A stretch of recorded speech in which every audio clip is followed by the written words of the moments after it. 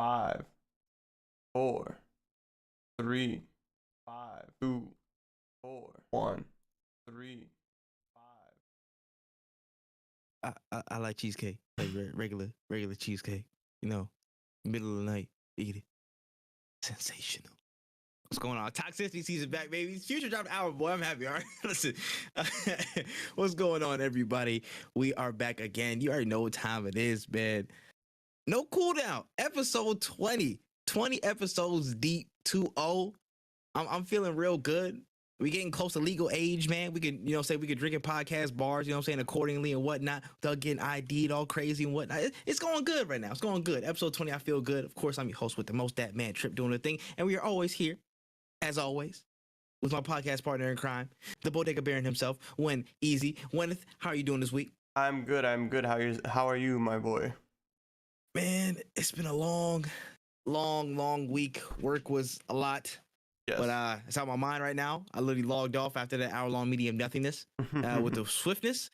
And I'm ready to just have a really nice, relaxing weekend, man. There's been a lot of news this week as well. So I'm just so ready to get into it. It was a lot of interesting stuff that popped up, man. How about you? Yeah, it was an interesting week. There was a few surprises. Work has definitely been abundant. There's a lot going on in my household, but we still move. We move. Mm-hmm. That's a fact. Like, my bathroom is getting the extreme makeover ABC channel joint. They got a big ass bus parked in front of my bathroom door and whatnot. It's going crazy. But nonetheless, we are doing our thing and we are going to make it happen. So yeah, we got a lot of topics to cover. Let's get to it, man. When you ready? I'm perfect. I'm ready. All right, man. Let's get right to it, man. Let's start with the warm up. Let's get a little bit loose real quick. So this is kind of like a minor story. I don't know. Kind of just happened. I don't know. There's something light this week. I don't know. I'm not even sure why we're covering it, but Elon Musk bought Twitter. What the hell? So in the span of like a couple of weeks, he went from a board member to an owner after dropping $44 billion to pick up the popular Bird app, seemingly ready to make changes to the platform. So, I mean, Elon Musk now owns Twitter. It's private. What's going on, bro? I'll see what happens when it happens. I just don't really see. It's just weird because he doesn't really do. I mean, he uses social media, yeah, but like, just because you use it doesn't mean something. Like, I eat burgers all the time. That doesn't mean I should go buy a restaurant. I know I like to eat burgers. We will see what this brings for Twitter. Maybe this is a good thing. A lot of people are saying it's going to be a bad thing. I am leaning more on what the second people said. I don't know. Like, we'll see what happens. I don't know. I'm not a big tech company. I'm not a big tech guy. All I know is that I kind of like Twitter. And from my understanding, it was for like, the reasons they bought Twitter I felt was basically like, yo, I want to do it my way kind of thing. It wasn't necessarily for like a good reason. There rarely is ever a good reason. I'm gonna keep it a stack with you. Yeah. It's just a reason.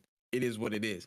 But I will tell you this: ever since that news dropped, it seems like the timeline's been jumping up. They've been ramping up with some crazy stuff. People been talking crazy out their neck. A bunch of stuff happened. People been singing random songs, and then going viral, only to get dropped off the next day and delete their whole account for some stuff they tweeted in like 2011. Not even 2011, 2018.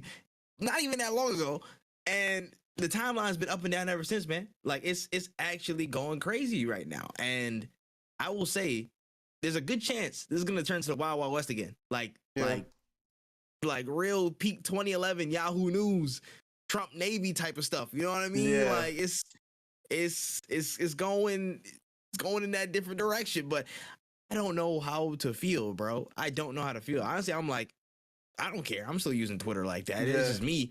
I don't know exactly what implementations he can possibly bring to make it, necessarily better. But if I had to suggest something, if I had to put some ideas forth, bring back fleets. Stop playing. Let's cut right to the chase here.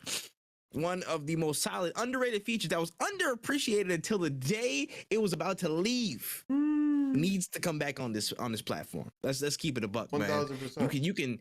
I'll trade it for spaces. You can take the communities tab back. I'm sorry for people that use communities. I'm sorry, y'all. Like, if we need to make it a fair trade, we'll make it a fair trade. Like, just bring back fleets. That's all I'm asking for. But that's just me. That's my personal opinion, dog. You know what I'm saying? But I know some people were like, "Oh yeah, I'm leaving Twitter, man. Elon Musk is that. You leaving Twitter?" I am not because I'm a content creator. What I will do if it gets too toxic is I'll just start treating Twitter kind of just like a message board where I'll tweet out things that are important or that you should keep track of. Hey, when is gonna be on whatever or my when I'm going live type thing, and just hold like conversations or like important things in my Discord, because that's really where it's gonna. A lot of my more personal stuff is gonna be more on Discord these days. That's what I feel like, and I feel like I've been moving towards the direction more, even before Elon Musk decided to buy Twitter. It's just been more so like I realized that discourse on Twitter never ends positively, so it's like why even have it? Yeah. Just use it to post whatever you want to post your clips, and just keep it pushing. Yeah, not wrong. You're not wrong. Like I know that's something I need to consider as well, making a Discord. But I want to make it right. I've always been like averse to it because I'm like, I don't think I'm ready for it yet personally, but I need to start making, I guess, that consideration as well. But I know for me, like, I'm never not gonna stop using Twitter. Like Twitter, unless they do something like crazy, like an egregious mistake from a Elon Musk standpoint or just a platform or general standpoint, I'm gonna be on Twitter. Like that's where I'm at. This is my app of choice out of the usual array of other social media applications. Yeah. So I'm not really moving honestly, but I'm curious to see what comes out of this, honestly, because I mean Elon Musk is he's a very peculiar dude. Yeah. And I don't know what he will push on any development teams going through all this stuff on Twitter right now, man. So maybe we'll get an edit button, maybe we'll get fleets back, maybe, you know what I'm saying? Maybe, listen, people were saying like, he might let Trump back on this platform, and if that happens, all hell about to break loose. So I'm like, this could go either way, and that's a very uncomfortable situation, but we're gonna see. For now, it is what it is. All right, moving on to the next little warm-up piece of news. Okay, listen, all right, at this point we gotta make like a separate entire segment in and of itself for all of these collaborations and whatnot, because Fortnite spun the block again, y'all. They had another collaboration. They added on more to it, man. This time they're sparring yet again with the Street Fighter series to bring Sakura and Blanca on the battle bus into Fortnite, man. So this new pack is coming with Blanca and Sakura skins, emotes, and drops alongside 2 tournaments that Fortnite is dropping on mobile and on consoles and PC, which is actually pretty fitting, with the Street Fighter fighting theme and ethos right there. But general thoughts, bro. They done brought more Street Fighter people in. They about to have a whole roster of characters, but have a whole franchise in there at this point. Yeah, I honestly can't wait to. I want to see if when they bring out Blanca and Sakura, if they're gonna bring out Ryu and Chun-Li again, because I did miss the Ryu pickup, and I'd be more inclined to buy Ryu or even Ken, but it's interesting because when I saw it, I was just like, yeah, sure, why not? I like the Blanca in the suit. Bro, I love the that. Blanca in the suit is crazy. Yeah, it's pretty sick. It's dope. You can't even really be mad at it. I think it's a really dope addition. Yeah. Facts. I agree. And again, by proxy of usage, Sakura is actually probably my favorite Street Fighter character. I remember playing Street Fighter 4 with my brother, and I'd pick her all the time just because I wanted to be different. And I was like, all right, listen, I can make it happen. I was getting my ass with most of the time because I don't play fighting games like that. But I got a couple wins off. I did get a couple wins off her. And from that point, she became one of my favorite characters, if not my favorite characters throughout the entire Street Fighter series. So I am all for this. And honestly, I might have to, dip my hand in the purse. I might have to make it happen. I might have to, buy a little something, man. But again, Fortnite, bro, you stop taking so much of a lead, bro. I just seen they dropped a Call of Duty did the what's it called, the Godzilla joint, and I mean that looks alright, that looks cool, but I don't know, it's just something about Fortnite in and of itself bringing people into their world, and it just looks good. It fits for most of what they do. It fits the style. It fits the almost everything. And on top of that, when you do the emotes and stuff, they carry over their music, the theme songs, like the Sakura's theme and Blanca's theme and stuff like that. The specific music that they have is coming standard with their emotes. Yeah. You can't beat that. To have licensed, if you were playing Street Fighter, you put their music and all the other stuff in there. That's unbeatable, man. Fortnite doing laps around everybody in this department, and it seems like they're not stopping anytime soon. Who would you want to get next though in there? Who would you want to put in there who hasn't been yet? If they're gonna keep doing fighting games, I maybe some Tekken characters would be cool. Like Mm. King or like Kazuya or Heihachi. That would be sick. Mm. Other than that, there's just so many video games that it would be cool to see. Inside Facts. Sly Cooper would be a pretty sick skin. Sly would be Like, that would be a heat skin um, and a pickaxe. yeah, like That would be hot. it'd be pretty dope. Or even like you could do like Crash Bandicoot and have Mm. I cannot remember the name of the mask right now, but I just say Ooga Booga. I don't know, yeah, I don't know what like it's called. I think it's like Aku or something like that. You could have the Aku. mask. Yeah, I think you're right. Yeah. You could have the mask as like a backpack that just like floats behind you or whatever. Like Yeah. that would be sick. Like dude, there's a lot they could do. There's so many franchises that I feel like would be very open to having to being in Fortnite.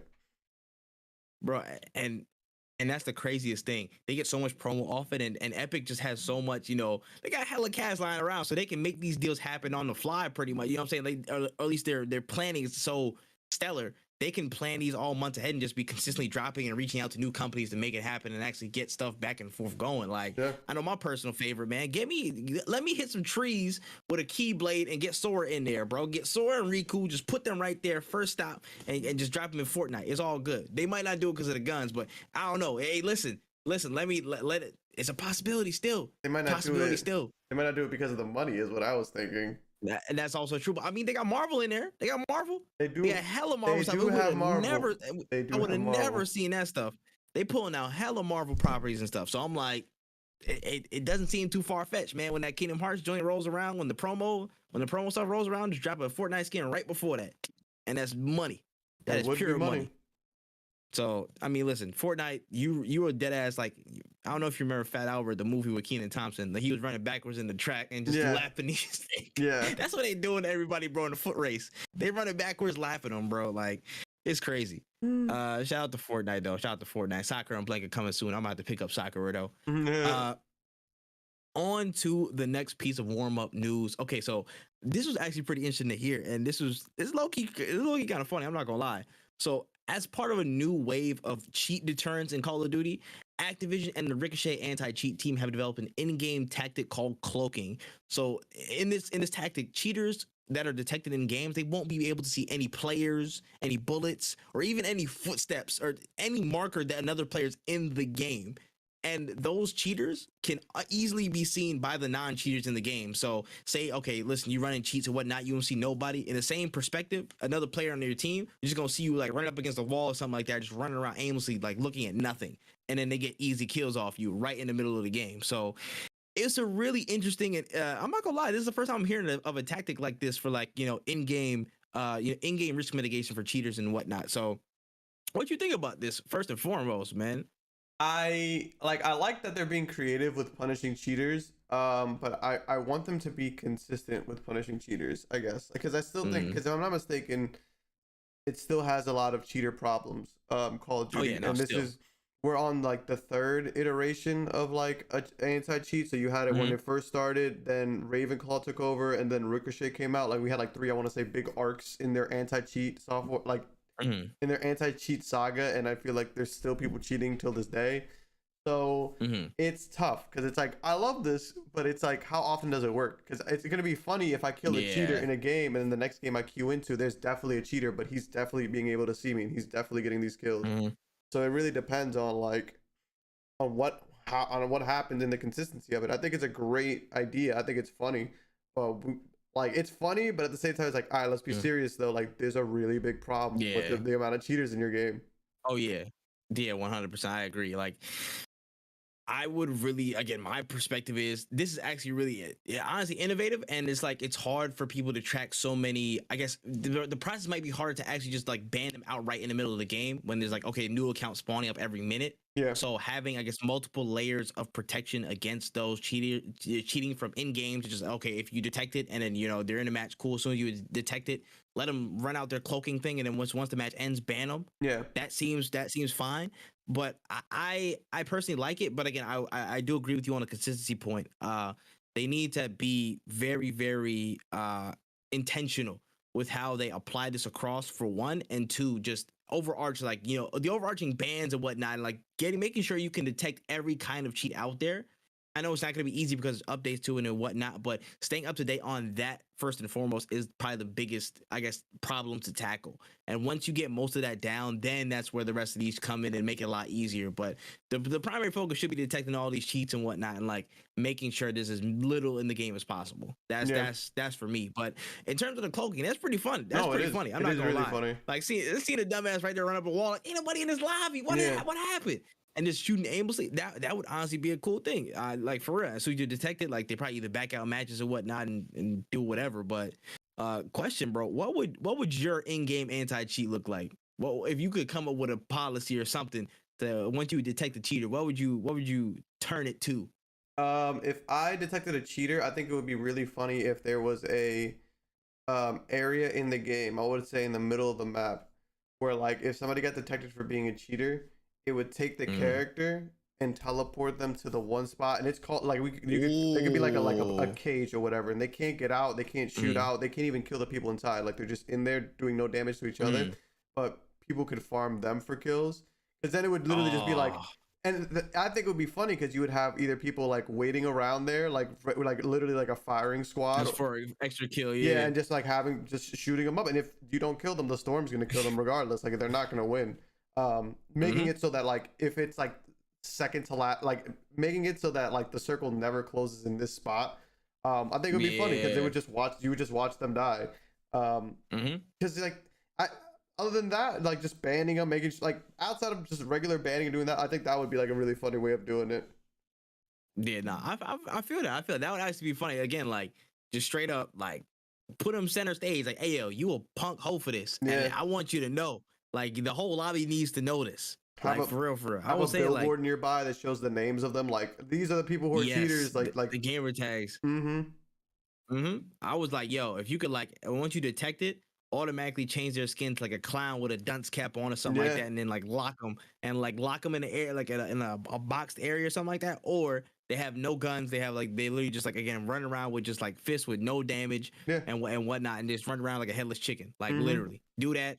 And just or you can make it like a name change and change their gamer tag, you know what I'm saying? Expand it a little bit, put it maidenless, and put that right in the lobby. You know what I'm saying? Right as soon as the game ends, maidenless, right there. You're saying no bitches, right there. No, cheater. Yeah, he's a cheater. He's a cheater.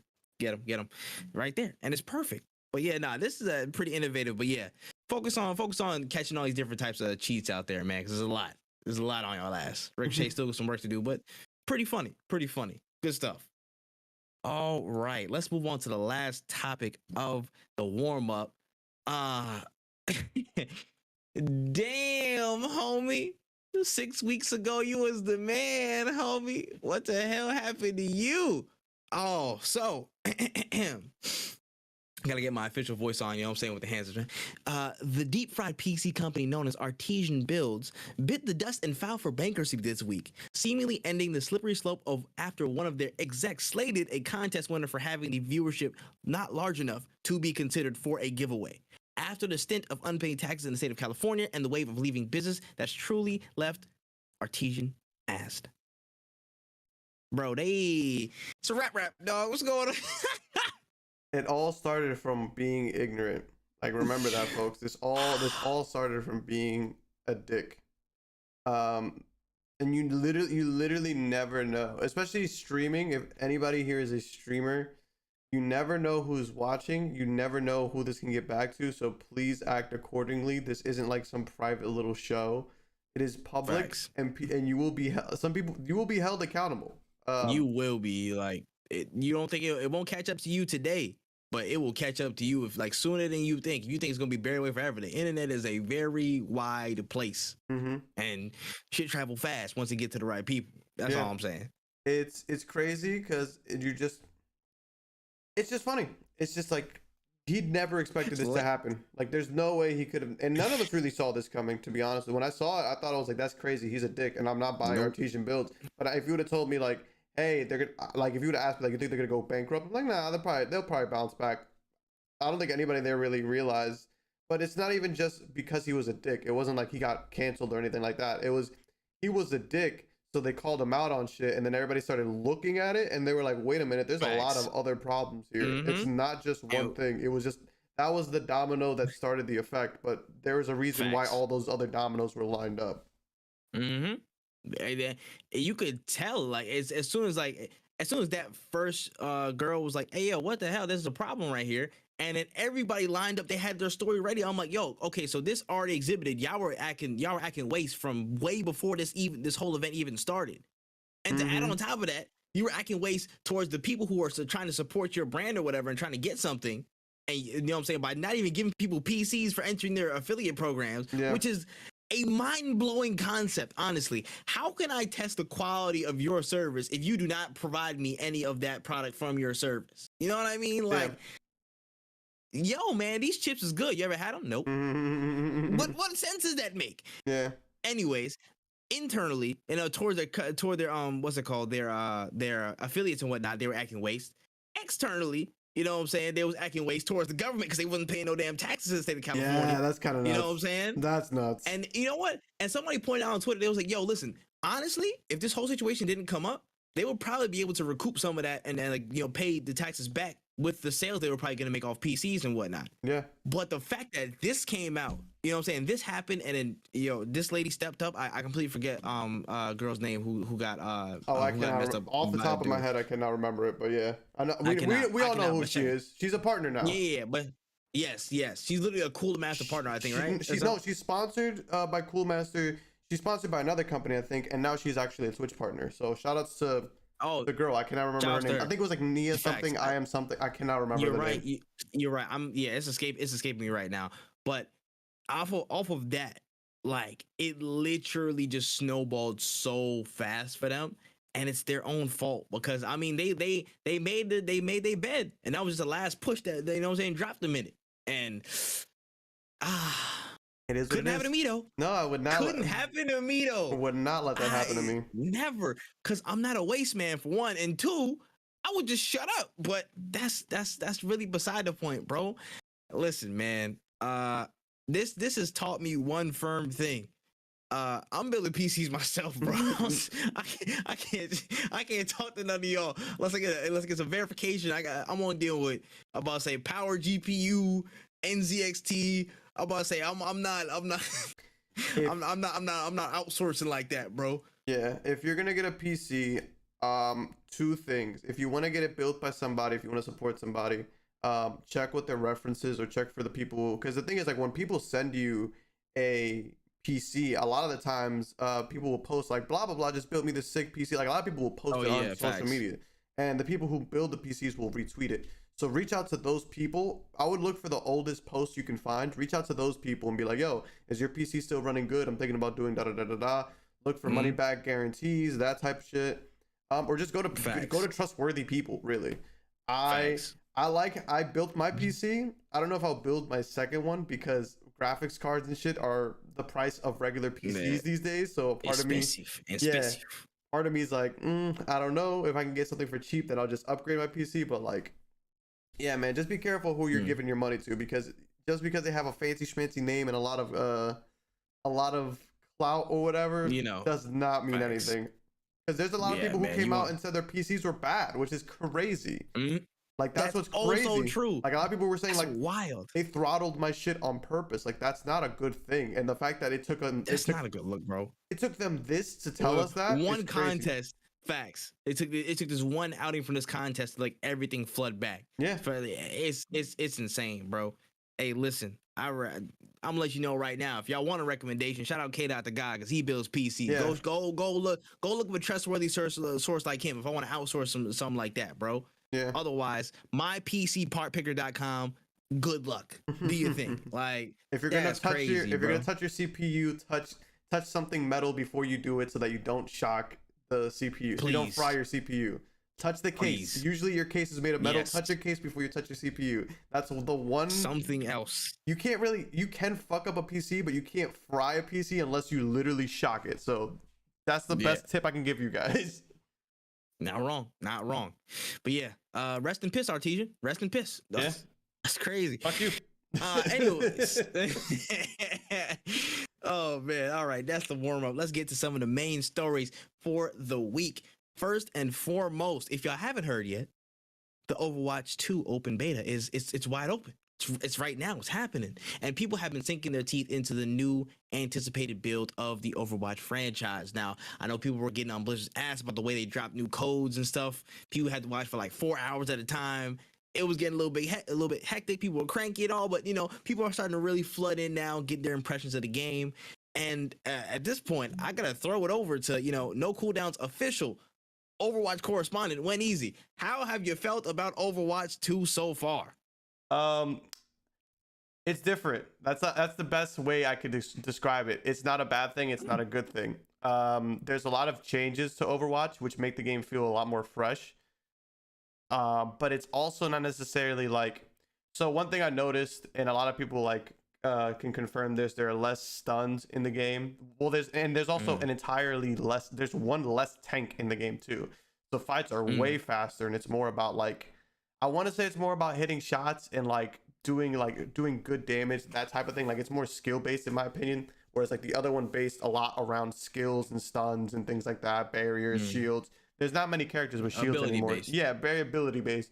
Whereas now it feel like there are very important abilities and there's a lot of skill shots and things like that, but there's less stuns all around. It's just a whole different game. It's like, imagine if you took Overwatch and instead of it being Overwatch, imagine if you took the idea of Overwatch and gave it to a different company. That's kind of what it felt like. It's like it's like a different creative idea is what it feels like.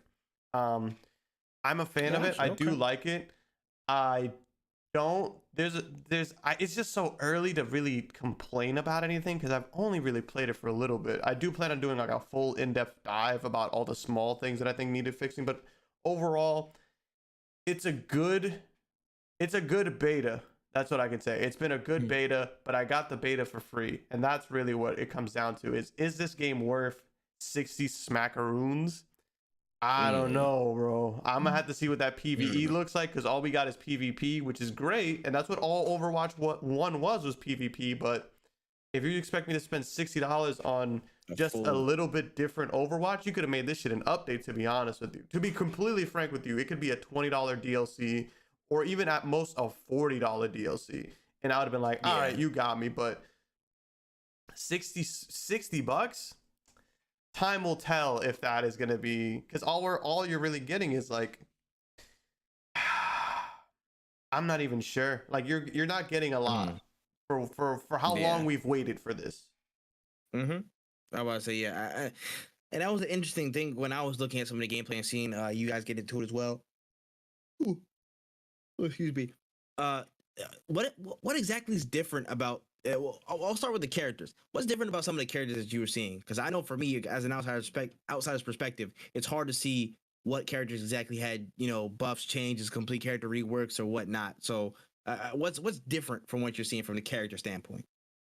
So what I'm seeing in different is a lot of characters got their abilities changed. Like, for example, Cassidy, my bad. Cassidy, whose ability used to be a flashbang and his regular revolver, now instead throws a sticky grenade. It's not a flashbang, because if anybody who played Cassidy knows, the combo is flashbang and then you unload the clip, and then if they're not dead, you roll and then you unload the clip again. And the flashbang is just supposed to stop people. Now it is a bomb. So basically, what you're going to be running in there doing damage and trying to hit him with the bomb to kill things. It kind of changes the character in and of itself. Doomfist became a tank. Another big difference. He went from being straight DPS and being a menace in the back line to being in the front lines and being a menace in the front lines now. He's just a menace in a different spot. But it's a really fun, and there's reworks. There's a lot of differences in it, but there's also still parts that are the same. Like Lucio's still the same. Ana is essentially still the same, but then the little inclusions, for example, all support characters have passive healing. So what that means is that when they aren't getting attacked, kind of like how Mercy heals herself, that's her passive. Everybody has that now. So as an Ana player, who I used to have to run it, if I wanted to heal myself, I would have to run towards my team and use my healing grenade on the floor so that I would be able to get the most benefit from everybody healing and myself. Now, if I really want to, I don't even have to be near my team, because I could just, if I'm hitting my sniper shots that are healing them from a distance, or I'm hitting them with the healing grenade, I could just walk away from the fight for a few seconds and my health will start coming back.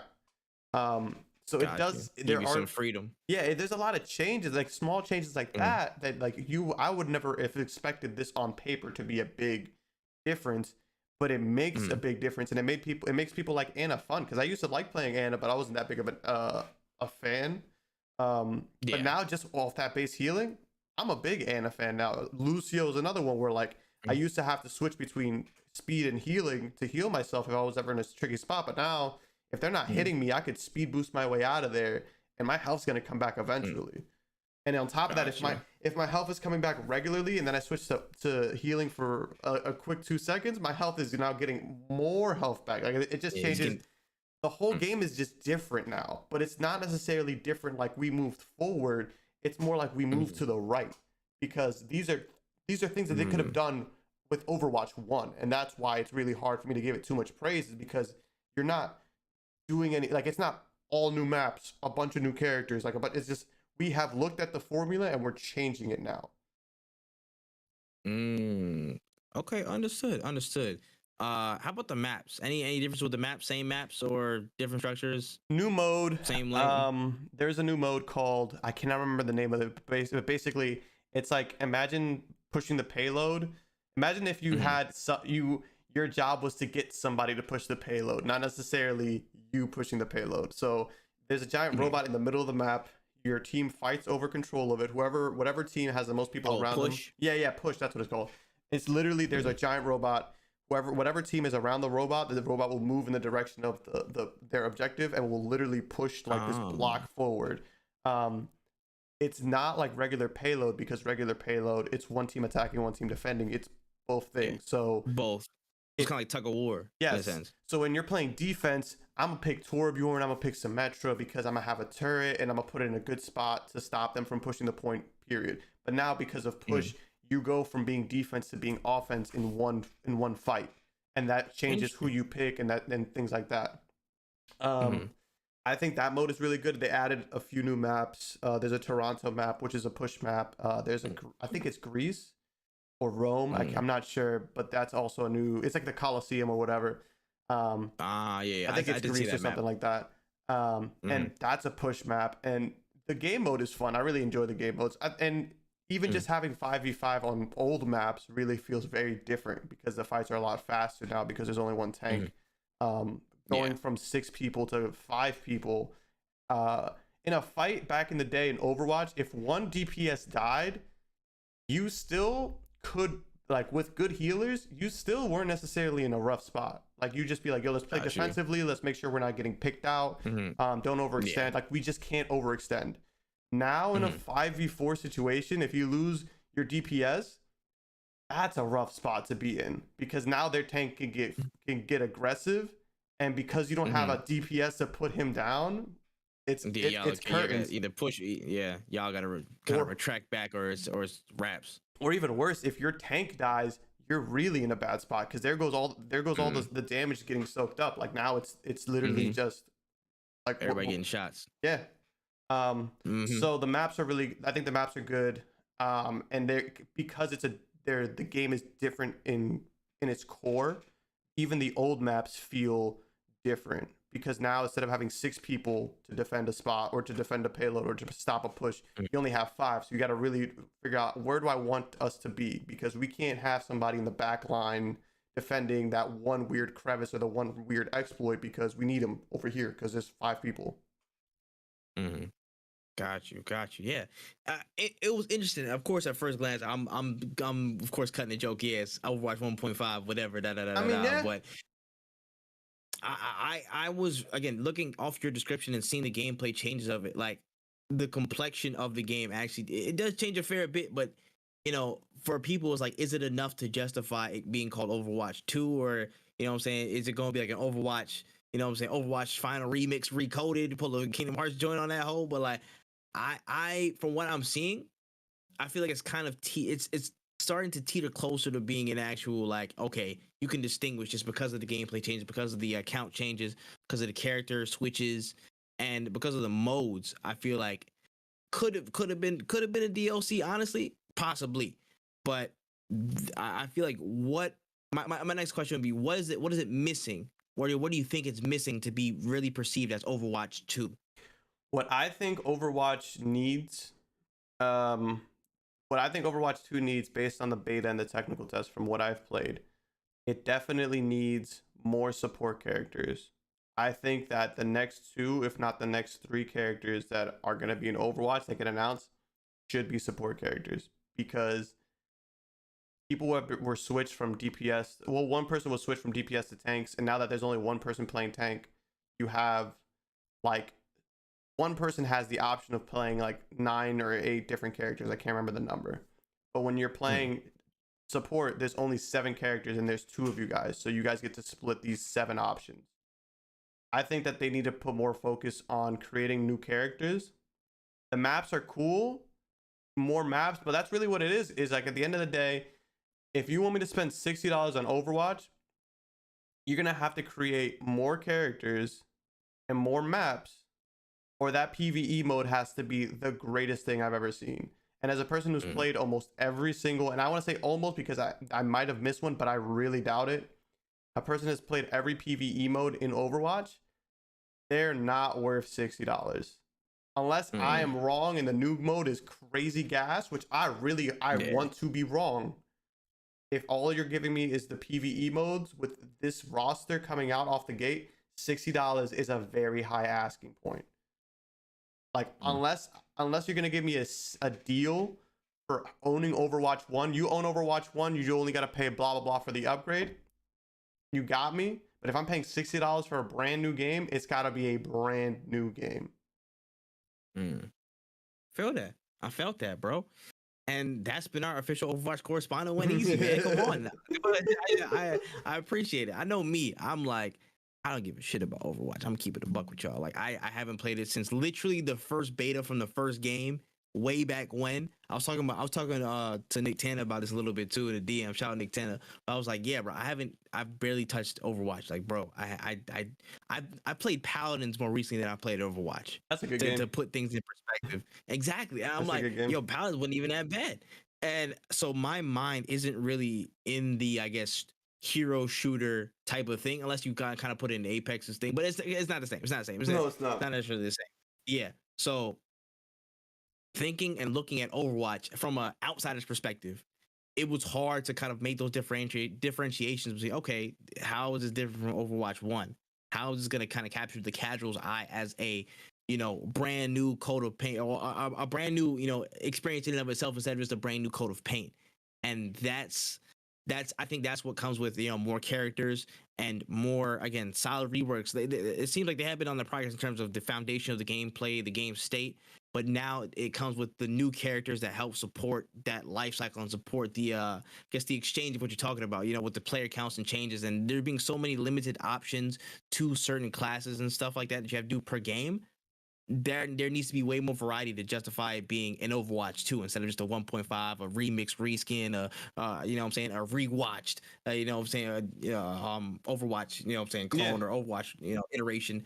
There is some work to be done from what I'm seeing, but I mean, it seems to have been, of course, recapturing all the the Overwatch loyalist fans, where they had like 1.6 million people watching off the first day. So it seems like they're getting back into some notoriety with the people who are feeding for it. And you know what? We'll see, man. We'll see. Still some work to do, but it's gonna be interesting to see how it develops. 1000%. 1000%. All right, Overwatch, we watching over you for real, for real. All right, on to the next one. So the team behind the upcoming title, Diablo Immortal, dropped some new details this week on what we might see and when we will be able to get our hands on it. So a little bit about the plot. It's going to be taking place in between Diablo 2 and 3, with the new MMORPG on the block. Has 6 base classes: Barbarian, Crusader, Demon Hunter, Monk, Necromancer, and Wizard, and is coming to iOS, Android, and PC via open beta on June 2nd, with a full free-to-play drop at an unannounced time. So thoughts on Diablo Immortal? What's coming? No consoles, mobiles. What's going on? It's funny because I actually was playing. I was on the BattleNet program, right? Because I just was like, I had it open, and I still have it open. I should probably close it. But I looked at it, and I saw something like pop up. It was like new, and I was like, "What's this?" And it was like Diablo Immortal, And I was like, that's crazy. And they were like, sign up for the beta on like the announcements or whatever. And I was like, I clicked on it and they're like, oh, you're already signed up for the beta. And I was like, I never pre-registered for this. I don't remember pre-registering for this, but all right, cool. So I'm signed up for the Immortal beta. I'll let y'all know how it goes. Not really, like, the thing about it is that Diablo is really slow on the pickup because they made this genre, this top-down looter RP, like action RPG genre. They made this genre. So I don't know why it's taking them so long to come out with more games, because when you tell me MMORPG in the style of Diablo, I don't think of Diablo Immortal. I think of Lost Ark, because that is more closer to what I think of. Like Lost Ark does what Diablo does, and it's fully out right now. Like, it's a free to play. It's fully out right now. And it's not only iOS either. You know what I'm saying? Like, it's on PC now, mind you. I don't know if it's on consoles. I don't know if Lost Ark is on consoles. But when I see Diablo Immortal, it's like, man, as a Diablo fan, I don't really care. I want Diablo 4. I don't really want Diablo Immortal. I don't want an MMORPG, because it takes you guys forever to come out with a Diablo game. I don't think this live service game is gonna be the move, you know? It takes you guys to push out content for regular shit. Imagine a game where I'm playing it consistently every day. Is there gonna be enough there? The answer, I don't know, but I don't think it will be high. And I don't know who's playing Diablo and is sitting there like, man, I wish this shit was on my phone. Like, I never thought that when I was playing Diablo. I never at one point was like, I wish this was on my phone. It just doesn't make sense to me. So we'll see. I'm pre-registered. I'll let y'all know how it goes. I'm not very excited. I want Diablo 4. Every time I hear the words Diablo and it's not 4, I don't even care. And this is another Blizzard property. So, like, guys, you guys have 2 big games, technically now 3, because I forgot Immortal was a thing. You guys got 3 big games on the horizon. Y'all can't fuck up again. Like, this is make it or break it. Y'all need to focus on the real shit. And I don't know if Immortal is it. But if I'm wrong, I will eat the shit out of my words with no ketchup. But we will see. Like, we will see. I don't think that I'll be wrong on this one. Hey, man, I am interested just in the fact that, again, it's the mobile focus with, of course, a little bit of PC in there. But the fact that they are, again, trying to double down on mobile stuff. And again, it seemed like it's also a big focus from, of course, Blizzard's perspective and what they were doing on that side. But like, seeing this, I'm wondering, okay, how is it impacting that development cycle of, again, Diablo 4 and the other big projects that they have going on? I hope it doesn't impact it too much, but looks pretty interesting. I'm not the biggest MMORPG guy nowadays, because time's kind of scarce. So I don't commit too much time to it. But if it looks, if it looks and feels pretty good, especially with the dedication to PC on that side, I might be prone to actually, giving it a shot. So for me, I don't have too much to say on Diablo Immortal, but I'm hoping that the June open beta provides some type of good context for what it is. And if this is like an engaging joint, I'm ready to pick it up. Yeah, the Diablo games are fun, and that gameplay loop is really fun. But if this shit is ass, I'm just gonna download Lost Ark again. Yeah, hey, listen, you're not wrong. You're not wrong, bro. All right, man, that's Diablo news.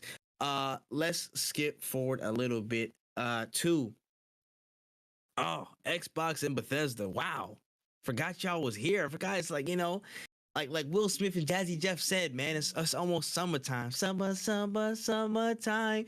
And it means that a wave of new platform conferences and showcases are on the horizon. So this week, Microsoft, of course, broke the first shot in that slew, announcing that the Xbox and Bethesda Game Showcase, which could be a crazily packed showing, will go live on June 12th of this year. So, I mean, there's, of course, we're going to get into this talk, of course, as we approach E3 season, we're getting into this a lot more in depth, but there's general thoughts on Xbox and Bethesda combining shows, and big question here, what do you think they need to have a great show? Bethesda and Xbox. For it to be a good show for me, I'm gonna need to see Doom 3. Personally, I don't even care, whatever. Like, everybody wants Starfield, that's cool. I want either a Wolfenstein or a Doom something. Bro. Wolfenstein is due for another game. I'm just saying. I bought both of those games full price on, not full. No, the first one I didn't buy full price. The second game I bought on release full price. I was like, I need it because those games are gas. The newest one that came out, the one where it's like it's kids, didn't buy it. Heard it was trash. Besides the point though. I would love to see I would love to see Doom. I would love to see a lot of the other games that they announced for Game Pass last year, because I saw Slime Rancher 2, and I know a lot of people aren't looking for Slime Rancher 2, but if there's only 8 of us, I'm number 8 because that game is gas, and I thought the second game was gonna be dope. I haven't seen that yet. There's another 2D indie game that they announced last year for Game Pass. Still haven't heard any news when that's dropping yet. There's a lot of games that they announced, and I just want to see some follow-ups. Let's see some follow-ups on Outer Worlds 2. Let's see something like that. Or I need that. You know what I'm saying? Like there's a lot of games core they memory announced. Unlocked. Yeah. Core memory unlocked. Oh yeah, I need that. I need that, big dog. There's so many games that they announced that we haven't heard anything from. So if you're only doing it on your big showcases, this is the big showcase. It's time to show some case. This is it. You know what I'm saying? Like, this is time. It's time. But I want to see some follow-ups. I want to see some, like, because I remember they had like a 10 or 20-minute trailer where it was just almost all trailers of shit. But now I want to see like a 10, 20-minute or like a 15-minute trailer of all gameplay. Like, that's what I want to see. Like, you announced a bunch of stuff. Cool. Let me show me some gameplay. Show me some dates, something. I don't even need dates. Just show me gameplay at this point, because there's a lot of games that I forgot about, and if I forgot about it, I feel like I don't need it. So if you show me some gameplay or at least like an update or something, I'm excited. I don't think they're gonna be bad because, like, no offense to them, I'm sure it's gonna be good regardless. But who are they competing against? Really? Like, who's their competition? Themselves and getting exclusives. The only way they can fuck up is if they fall on stage. You know what I'm saying? Like, the only way they can fuck up is their fault. Yeah, and if they don't show out, and which I'm like, listen, at this point, it's mission critical for these next couple of years for Microsoft to show out like crazy. There's enough stuff in the background that's already having a little bit of a tough time, man. Like, you know what I'm saying? Like, Perfect Dark is in a state right now, apparently, for what we're hearing. So that's not gonna be shown until about another 3-4 years. That's a big heavy hitter right there. Y'all got in y'all slate for first party stuff out the question. Other stuff is like Radio Silent.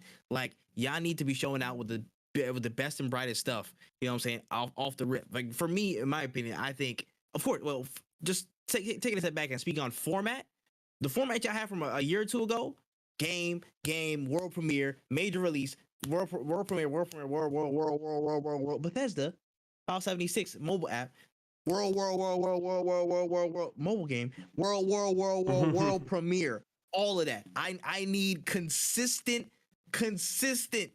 gameplay drops. Don't even Phil say something for like 3 minutes and get off the stage. Pod say something for like 3 minutes, get off the stage. Other dude, what's his name, Hirschberg, whatever his name is, whoever the hell you do from id Software, 3 minutes, get off the stage. Yeah. And straight games. Starfield better be a given, which I think it is at this point. If it's not, that's gonna be crazy. That's a wild look. They should have never told y'all about this game. They should never told y'all about that game. If they do not show a solid, like, a 7 to 9 minutes pure gameplay standpoint of Starfield, we're gonna have a conversation. We're gonna have to have a talk. You know what I'm saying? I'm gonna have to ask your wristband. But secondly, I think maybe one of those, actually, Hellblade 2, actually, that's what my second one was. Hellblade 2, definitely, it should be in there, because they already showed the trailer off. They probably have another look at it, which is cool. I'm looking forward to Hellblade 2. Hellblade 1 was dope, so that's nice. Gear 6, I'm in the mind state of, I feel like it's time to start bringing it back into the fold a little bit. I know people aren't as excited for it, because I know everybody's not excited for it, but I kind of miss Gears gameplay. I miss Gears a little bit. I'm not gonna lie to you. Like, it's weird. Like, I didn't play Gears 5 that much. Gears 4 I played a little bit, and I haven't played it, you know what I'm saying, like crazy. I was a late bloomer. I came in like beginning of Gears 3 and then went backwards retroactively. But if they can actually make, something crazy at the, Coalition, what else? What other games have they made? Nothing. It's all Gears. So they're probably just making the next Gears. I feel like they should drop with something like now. They should have a real good gameplay showing out now, and kind of set some stuff up with momentum. Like, they need some first party stuff. And the only other thing I would say, bold prediction, or just out there, bro. This is wishful thinking, bro. Hey, yo, bring back Sunset Overdrive, bro. Or hand it to the right people. Hand it to the right people. Damn it, hand it to the right people. One had to take off his glasses for that, man. Yeah, listen, that's how far-fetched it was. He said, come on, dog. Let's be real. There. Then Sunset Overdrive is owned by. It was made by Insomniac, right? Insomniac. It was Insomniac. Insomniac. Nah, they busy with is shit. owned by PlayStation, correct? Oh shoot, are they? Oh, are they now? I know they're like. Now hold on. I think they're owned by PlayStation. They're in that. I thought they were in that partner stage, that close partner stage, before they get acquired by them. I thought they already got acquired. I could be wrong. Oh no, they already did. You're right. Yeah. No, you're right. They already did. You're right. Slipped my mind. No, but there was. Damn, forget that. There was no. Don't forget that. Because there was something about. I'm gonna have to look it up, and I'll get back to you. About Sunset Overdrive, because I believe that they could make another one, like legally they're allowed to. But I'd have to look into it, because I remember seeing a tweet about it. Yeah, there was an IGN article. They could do it, but for PlayStation. So it just wouldn't be an Xbox exclusive, but I'm not against that, to be honest with you. So I'll see at the PlayStation conference. That would be nuts. That I would love to see Sunset Overdrive, but we're not seeing that at the Xbox showcase. Yeah, not the. Okay, so yeah, X that. Oh yeah, Redfall. That whole vampire 4-player shooter joint. Oh yeah. That we need to see some gameplay of at some point. That would be nice. That would be nice to actually look at. I'm still thinking that shit is gonna be like XCOM. I'm still thinking it's gonna be a turn-based strategy game. I feel it in my bones. If I call it, I'm so good at what I do. I'm gonna start a company of predicting game trends, because I see it. I feel it. I'm gonna start holding bets. Oh my gosh. Low key put some over unders on Xbox conferences. I'm pretty sure they're already doing some stuff like that. But if Redfall is a strategy game, I will be very, very, very sad. No slight to strategy games. Shout out to XCOM, but I would just be very disappointed given that, like, you gonna give us this and then be a strategy game. I might as well go play Blood Hunt. Yeah. You know what I'm saying? Like, damn, bro. But that's there. A little bit on the Sunset Overdrive thing. Sony itself recently registered a trademark for Sunset Overdrive. While by no means is this a confirmation that the company will make a sequel, it does mean that it could. They reserve the room. This is it. That's what it was that I read. That it was like they could do it if they really wanted to. Should they? I would love to see it. Space. I would love to see it, but I would love to see the Wolverine game first. So we'll see what happens. Facts. That is definitely a fact. I would love to see the Wolverine game way before I see what Sunset Overdrive. Now that you mention it, yeah, we can just hold it. Yeah, scooch over to the side, baby. Scooch. Just wait 2 years, drop in the summer. Your boys whenever. I think Saints Row is dropping in August. Just drop that same time, because I think that's the perfect time for games like that. No, I agree. And honestly, besides that, what else was there? There was the one game from Obsidian that was like a medieval magical like type of game that they do. Avowed. I don't remember that. Damn, well, shit, there it is. But yeah, Avowed.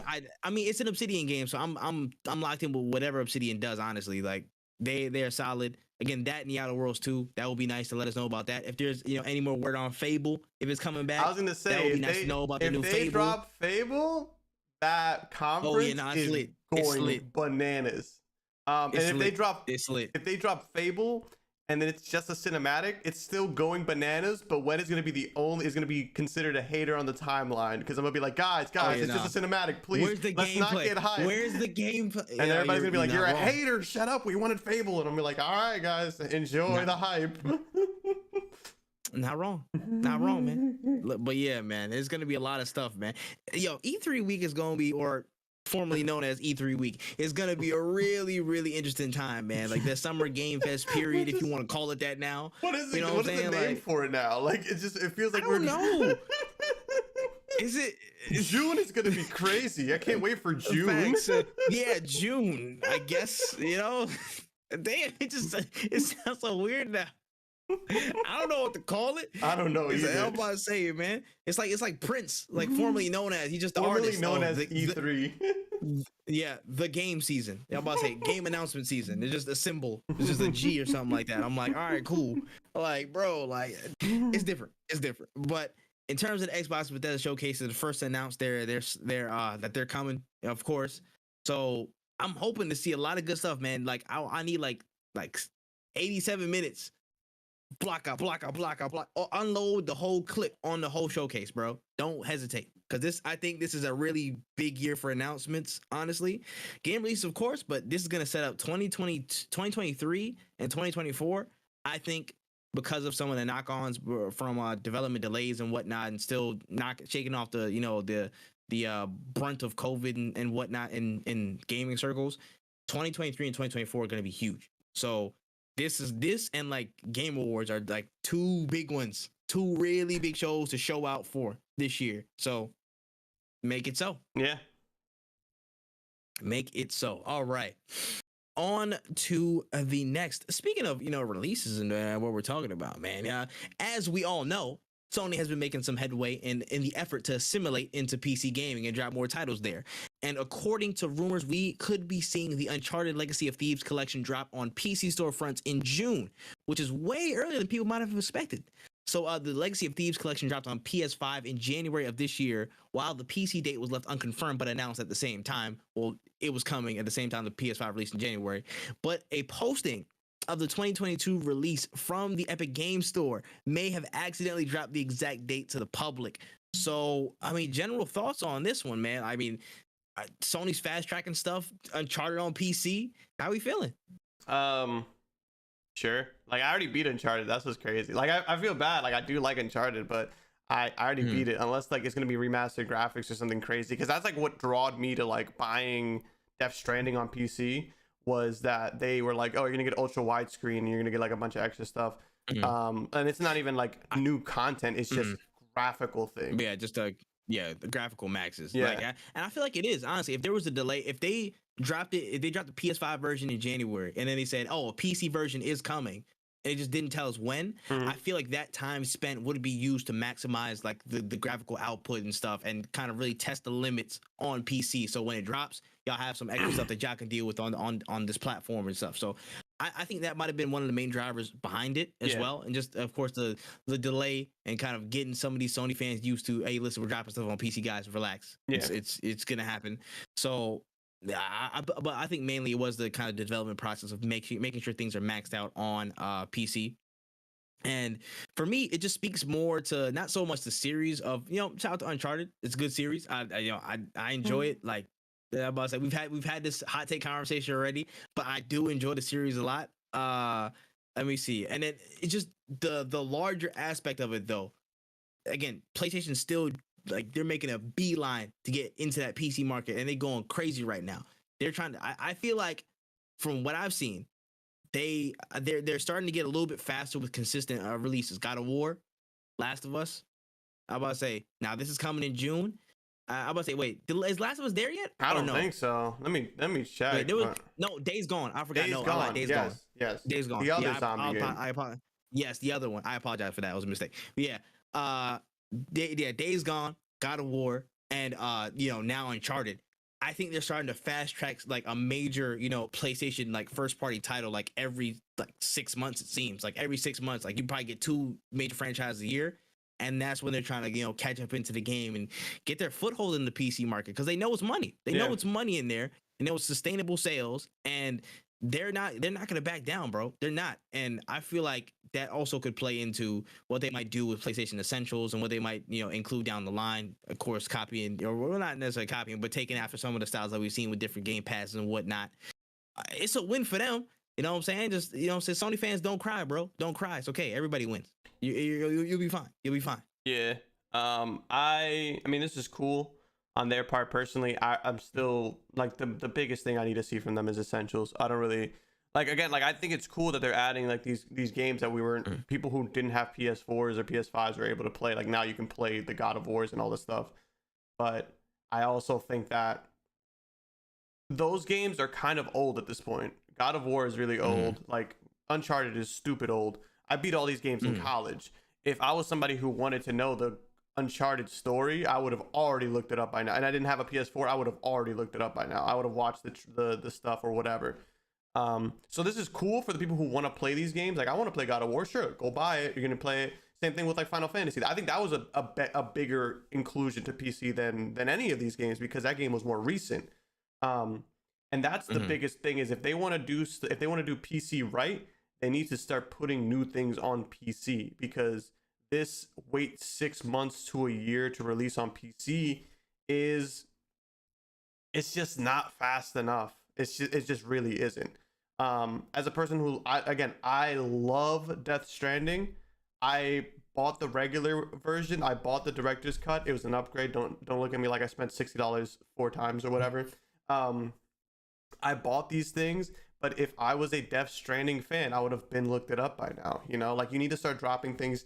If you're gonna do a timed release, more than 6 months, you're gonna lose that person because 6 months from now, anything could change. The money that I had to buy this game could be gone because some life happened, or even just like my interest in it could have just dwindled.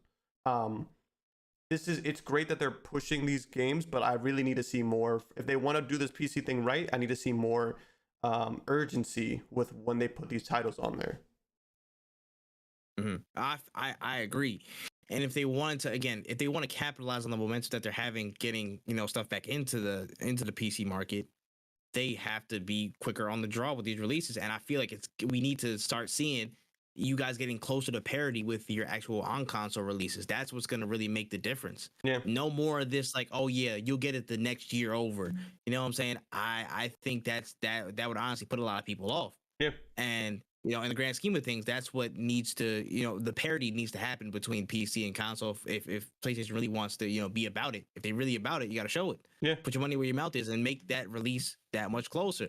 And all you're gonna do is piss off the two fans that got, like they got Sony underwear on right now or some shit like that. You know what I mean? Like you pissing them off, they gonna cry for like 3 minutes and then buy your game anyway. So they'll be all right. In the grand scheme of things, it's only making you more money than you're losing. So you good, they'll be all right. I think it's a good move for everybody. It's W's all around. 1000%. Facts, man. Don't worry about it, man. Anyways, let's move forward. Oh, it's also a side note. I gotta low key watch the Uncharted movie. I gotta watch it too. I gotta get my my 2 cents in on it. Allegedly, through some sources, supposedly. Yeah. And a drink of water. Anyway, speaking of films, let's get on to the trailer trove, man. We got a couple of stories coming through today. A few of them pretty obscure, like what the hell, where did this come from, and also glorious news. But let's start off with the first one. So it seems that Sony is really ready to pull up on the next Marvel property and turn it into a full production because, like, they thought, oh, Morbius was such a good idea. Let's go for more. With superstar Hispanic music artist Bad Bunny set to take on the role of El Muerto. El Muerto was pretty obscure to me, not gonna lie. I had no idea who the hell this was. But upon some research, his appearances as a superpowered luchador with the power coming from his mask created several run-ins with Spider-Man in the comics. And, after the Morbius situation, there was like, yeah, we still tracking, bro. We still gonna create this roster of just like spider-adjacent movies. So, I guess that's the direction they're going. El Muerto is coming with Bad Bunny. How you feel about it, one? Now I don't know anything about El Muerto, but I would say it's safe to assume El Muerto is Mexican of origin. And Bad Bunny's Puerto Rican. So I mean, like, already, I just feel like, like, a white guy's behind this. I am pretty sure that this, like, what, wow, Bad Bunny makes music. Just to confirm, the place of origin for El Muerto is Magdalena de Quino, Sonora, Mexico. Oh my goodness, straight Mexico. Again, no knowledge of this before this podcast. So I'm like, duh. I had no knowledge of this. I called it a spade is a spade. I saw it from a mile away. They just heard Bad Bunny wants to make a movie, and then Sony was like, find a Spanish hero. Find a Spanish flipping hero. through pages like they're flipping through all the comic pages like, yo, there's gotta be somebody. There's gotta be. What about nah? this El Muerto guy? It's like, whatever, fuck it. Hey, Mr. Bunny. Like,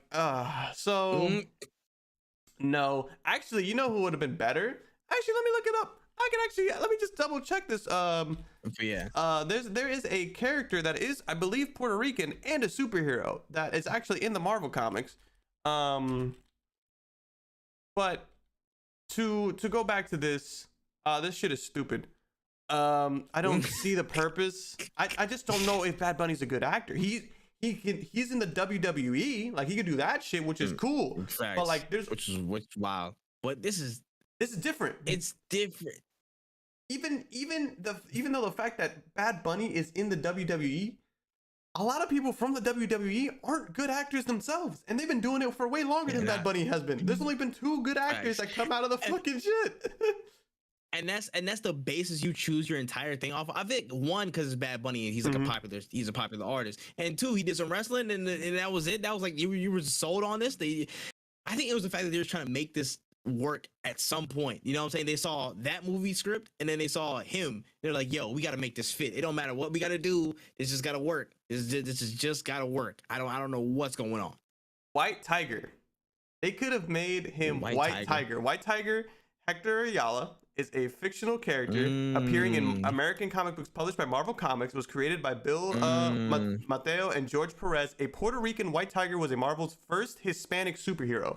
You could have just did that, and that's how much knowledge Sony has of these fucking characters. Is that there is a character, there is a Puerto Rican superhero that he could have been, and they said nah. Cool. That's interesting. It's like literally from San Juan. Like that's kind of crazy, bro. I don't even fucking read comics, and I know this. He was in Civil War.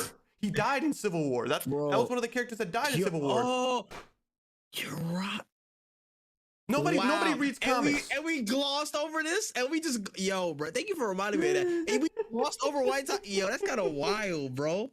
That's actually That's actually kind of nutty, bro. And you went straight to El Muerto, like, bro.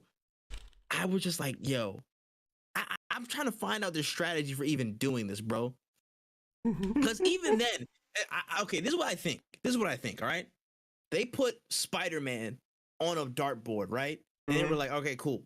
Let's put every single related person or like major character near in adjacency to Spider-Man. Let's put them on the board as well. And they're starting to throw darts at whichever one hits. Morbius, boom. Venom, boom. We got some hits. Cool. Madam Web, boom. That's a hit. I forgot about that. Boom. That's a hit. We'll take it. And they're just building all these Spider-Man adjacent things without a Spider-Man. Without a Spider-Man present, which makes no sense on top of that to like, again, bind all them together, whatever. And now they were just like, yo, El Muerto, that's tough. We got to take it. Even though it makes more sense to literally give it to a character that actually kind of fits and also had a run-in with Spider-Man. He was right next to him. El Muerto and White Tiger was right there. They were right next to each other, bro. It's like, looking at White Tiger, I'm like, yo, Bad Bunny could fit this guy more. He's from Puerto Rico. El Muerto is a 6'2", 6'3", 250-pound dude, bro. Like what? I'm losing it. Why do you do this to yourself, Sony? Why do you do this, bro? Give it up. Disney should have took you off everything out worth, bro. I'm sorry. They should have stopped y'all. They should have stopped y'all when we had a chance. I just want everybody to remember that when they got a Puerto Rican, they got a very famous Puerto Rican man to play a superhero. Sony decided to make him a Mexican superhero when there is a Puerto Rican superhero in the Marvel universe that he could have been.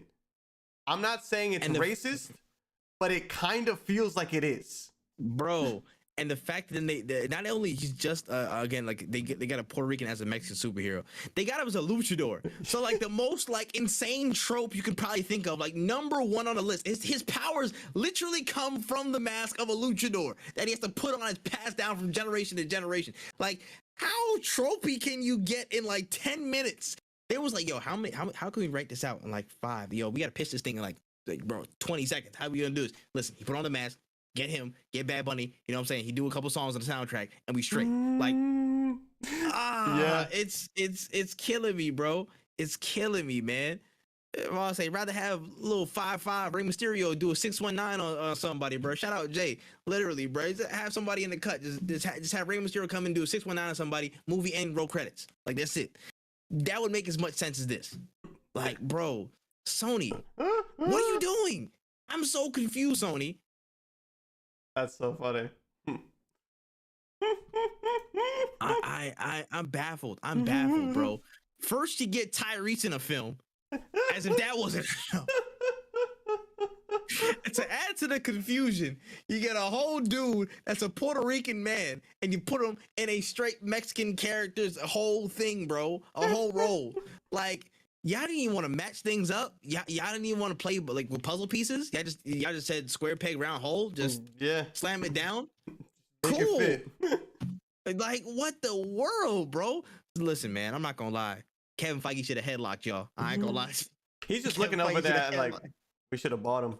Like we should. Bro, we really should have, bro. I should have talked to Bob, bro. Bob Iger should have bought them hoes, bro. This is actually wild. Actually insane. Sony, shame on you, bro. Shame on you. That's a tisk. Anyways, we got some movement this week with the Avatar series. And no, not the airbender with the arrow on his head. I meant the blue people on Pandora as they gear up to come back to theaters with a whole brand new saga. So, kind of overwhelming news. This week, we got not one, but 4 announcements of the next Avatar movies that were announced as part of a planned connected saga. So we got Avatar, The Way of the Water, as the official sequel to the original movie slated for December 16th of this year. Avatar 3, The Seed Bearer, is the third film, set for action December 20th, 2024. Avatar 4, The Tolkien Rider, is set for action December 18th, 2026. And the last out of the saga, Avatar 5, The Quest for Awa, is apparently dropping December 22nd, 2028. And Disney are also planning to re-release the original Avatar in theaters this September 23rd with remastered audio and visual. Like, when thoughts on this? I don't even know. How young was I when Avatar It was 2009. Won? It was 2009? It was like, 2008-9. I don't even think I graduated middle school in 2009. Like, that's insane. And we're getting the sequel now?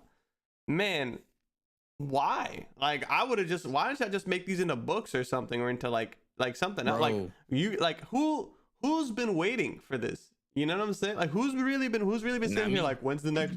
Man, we haven't heard anything about Avatar this year. The biggest thing I got out of all the Avatar announcements was that Avatar: The Seed Bearer sounds like a porno. That's really all. That's like all that I got out of this. Like, am I wrong? Like, that shit sounds like a porno. Like,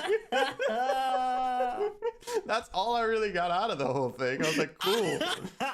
I think the actor even said something along the lines of like, yo, when I'm in the 5th movie, I might actually be in a wheelchair. I'll be that old. Like, oh yeah, what's his name? Sam Worthington. He was like, bro, I'm pushing 50 right now. I'm not even pushing P, bro. I'm pushing a wheelchair. It's about to be a wrap for me. Like, bro, what? That's crazy. what? Who cares, bro? I'm sorry, bro. I'm gonna be honest. I'm gonna be blunt, bro. I liked Avatar as a standalone joint. I was like, yo, bro, technical Marvel, that's cool, that's great. And I forgot about it in like a couple of years. I'm gonna be dead honest with you. It's one of the, it's like a Mandela effect movie, low key.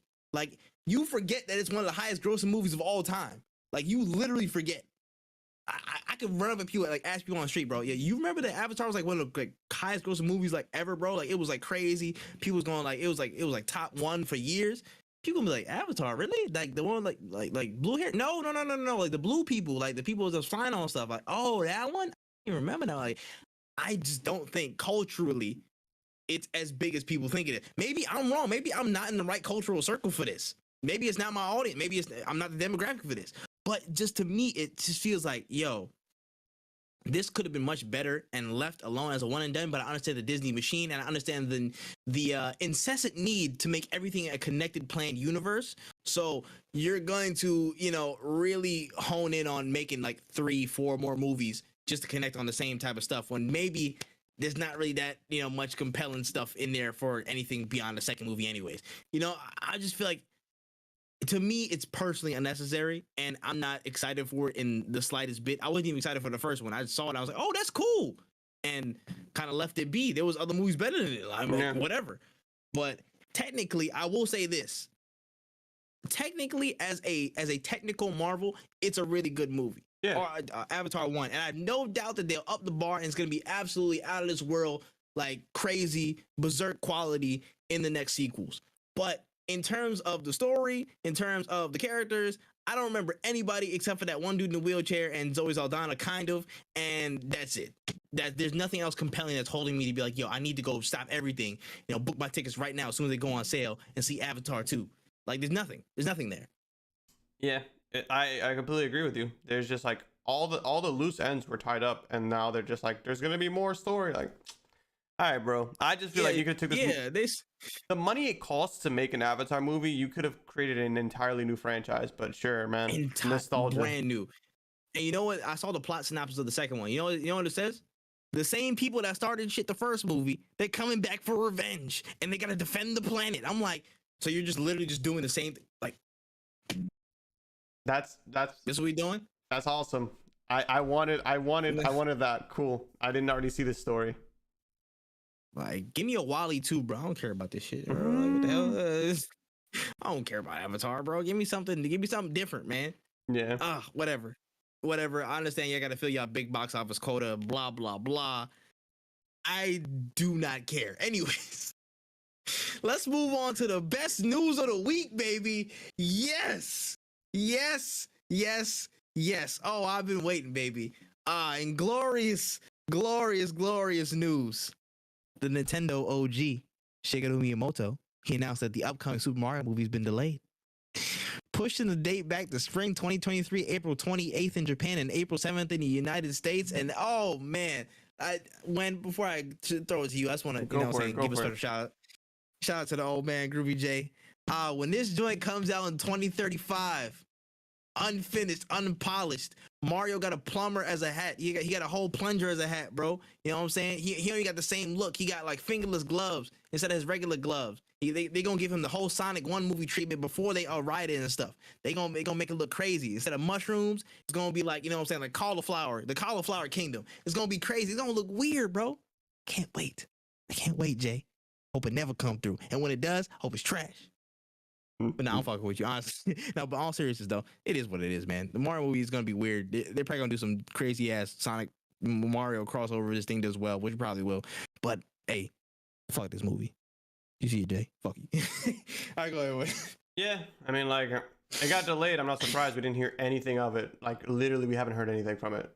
So we'll see what happens. I'm not really excited for it. I'm not a big, like, Chris Pratt fan. I don't think many people are these days.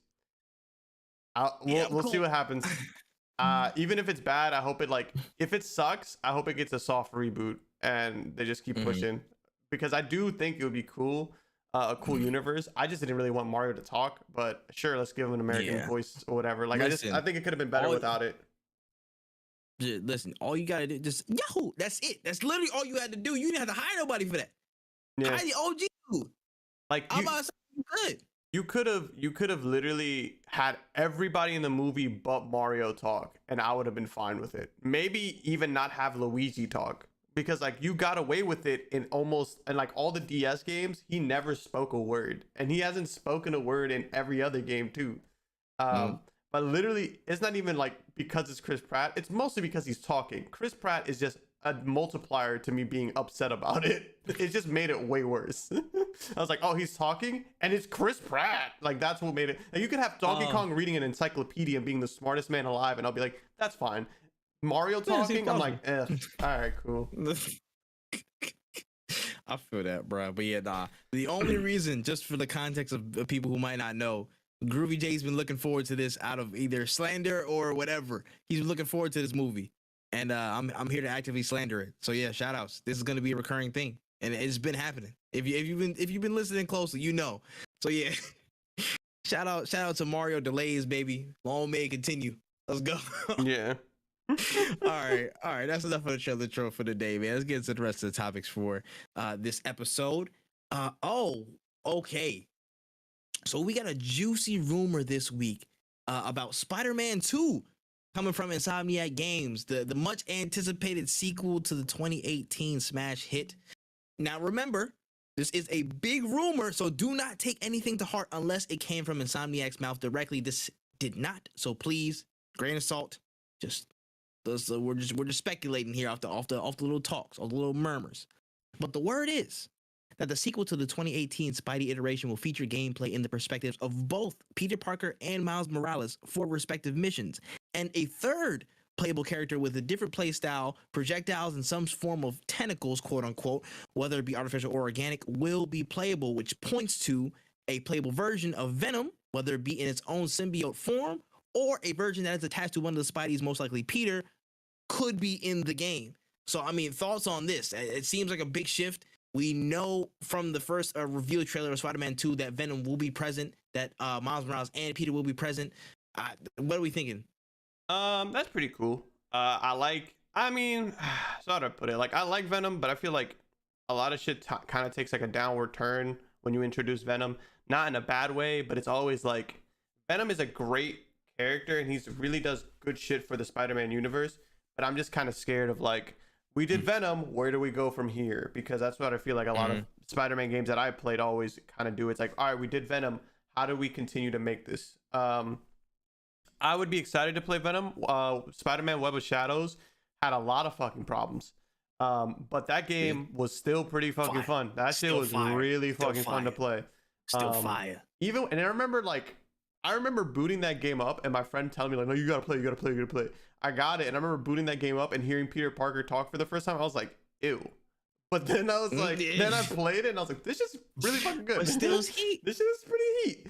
I want to see where this goes hopefully with this Wolverine game. If this is Venom, I would hope that like the next Spider-Man, let's say Spider-Man 4 this is Spider-Man 2, so Spider-Man 3, like we see more inclusion of the X-Men. Maybe Square Enix is like, hey, we don't want to make any more Avengers games, and Insomniac acquires some rights to some of these characters, like, oh, there's Tony Stark, there's blah blah blah, you know what I'm saying?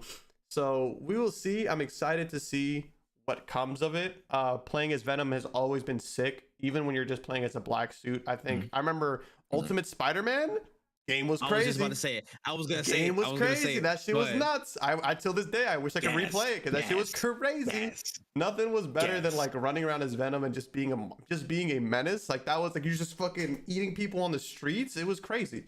It was a really good game. I really hope I can't wait to see what they could do with it. It's Insomniac, so it's probably gonna be gas. Fingers crossed. I just hope that they have plans for the future.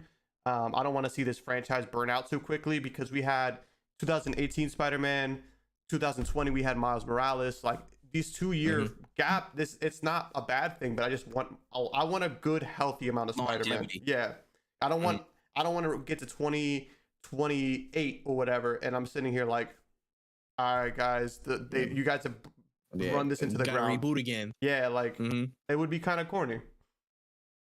Hey, listen, I will say this. It seems that the multiple perspectives and in terms of mission structure and certain like that, it's not new on the Spider-Man franchise. You did the little crawl around missions with what's it called, Mary Jane. You did the crawl around missions with Miles Morales before he got his powers. So switching perspectives isn't new to the game state. Yeah. So that's while of course those missions were kind of like mid because I'm like, yo, bro, what the hell? If you have me playing as Peter Parker as Spider-Man and then Miles Morales as Spider-Man, and I for a fucking second have to play as Mary Jane, have to crawl. I'm frisbeeing that game out the window and then I'm gonna go pick it up and put it back in the game. Like, I'm beating this shit, but I'm gonna be really fucking mad. No, you're not wrong. Listen, bro.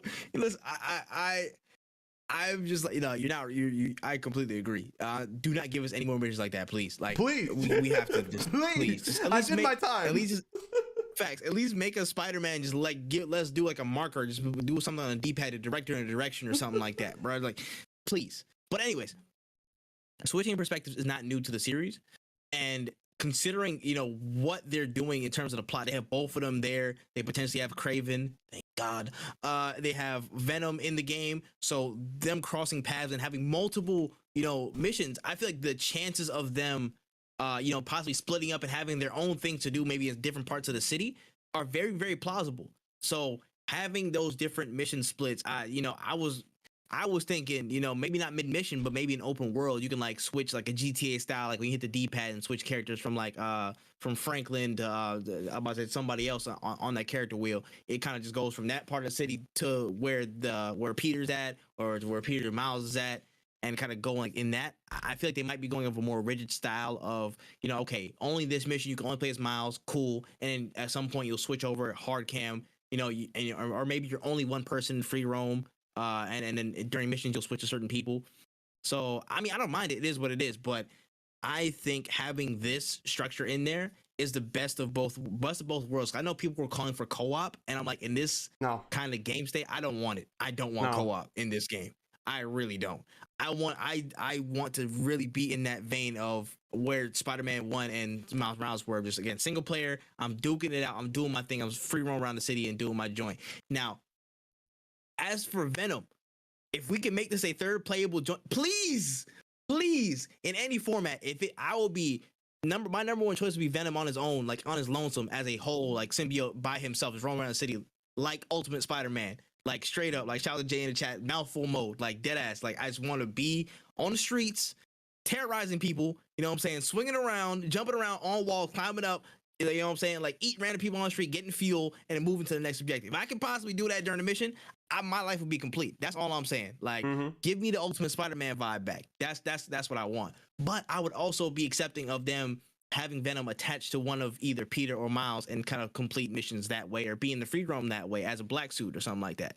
That would also be very cool. There's a lot of different directions they can go with it, and the ones we're seeing from the rumors, they look really, really favorable. And there's so much plot to run with this, and I understand what you're saying about the run out and the burnout after Venom and how much room do they have to go.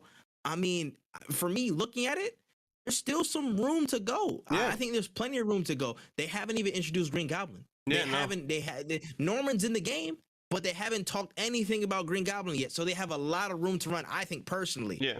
And I think the relationship between MJ and Peter is still pretty fresh in terms of that series. I know we had a big heartbreak in terms of, certain people dying. I won't spoil the Spider-Man game for you if you haven't seen it, if you haven't played it, right? Which is kind of crazy. It's 2018, 2022. But some of us have a lot of things to do. All right. All right. Hey. I'm not judging. You ain't on trial. But that relationship between MJ and Peter is still kind of growing. Of course, they did the whole thing where he's going on vacation with her and blah blah blah. So that kind of dynamic, and Green Goblin and potentially Harry, like that could be a whole thing. I still think there's a lot of characters left for them to explore in the next Spider-Mans after that. And Venom could still be alive after the events of this game, for all we know. And again, that could also bleed over into how the X-Men kind of the Wolverine game fares, how certain X-Men might pop up. You could see a run-in with Venom and Logan. Like, there's a lot of room for this to potentially run and bleed into the other Insomniac Marvel titles. I think that they're going at a good pace. If there's anybody I had faith in to really make something happen in this, in these types of games, it's Insomniac. They've proven it with the track record. They haven't missed so far. They're really stellar when it comes to gameplay and a solid story and what they're drawn into a gameplay experience. If I had to put my chips on somebody to make something crazy with Spider-Man 2, it's them. But any way you slice it, for right now, for what I'm seeing from these rumors, either it's one direction or the next, I'm very, very excited for Spider-Man 2. Very, very excited. I feel that. I feel that 100%. I can't wait. Yeah. 100%, man. 100%. Okay. And we're going to switch over to some more news. So the development team at Slow Clap announced the full slate of seasonal free content for the action ass whooping simulator known as Sifu. With a set of new features and modes to tinker with the experience, Sifu looks to add a gameplay modifier, replay editing modes, new costumes, and arena mode, and a lot more across 2022. So, I mean, general thoughts on this, man? They dropping free content. There's a lot of stuff to add in. How you feel? That's cool. Y'all a little late, but it's cool. We'll let it slide. Like, the people who want to play Sifu, the people who want to replay Sifu are going to replay Sifu. I still, till this day, am playing it.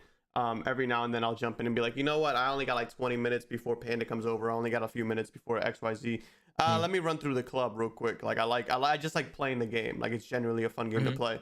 Or I'll be like, let me see if I can get in through this game without dying. Or I still have yet to beat it, but that's mostly because I haven't really tried to beat it.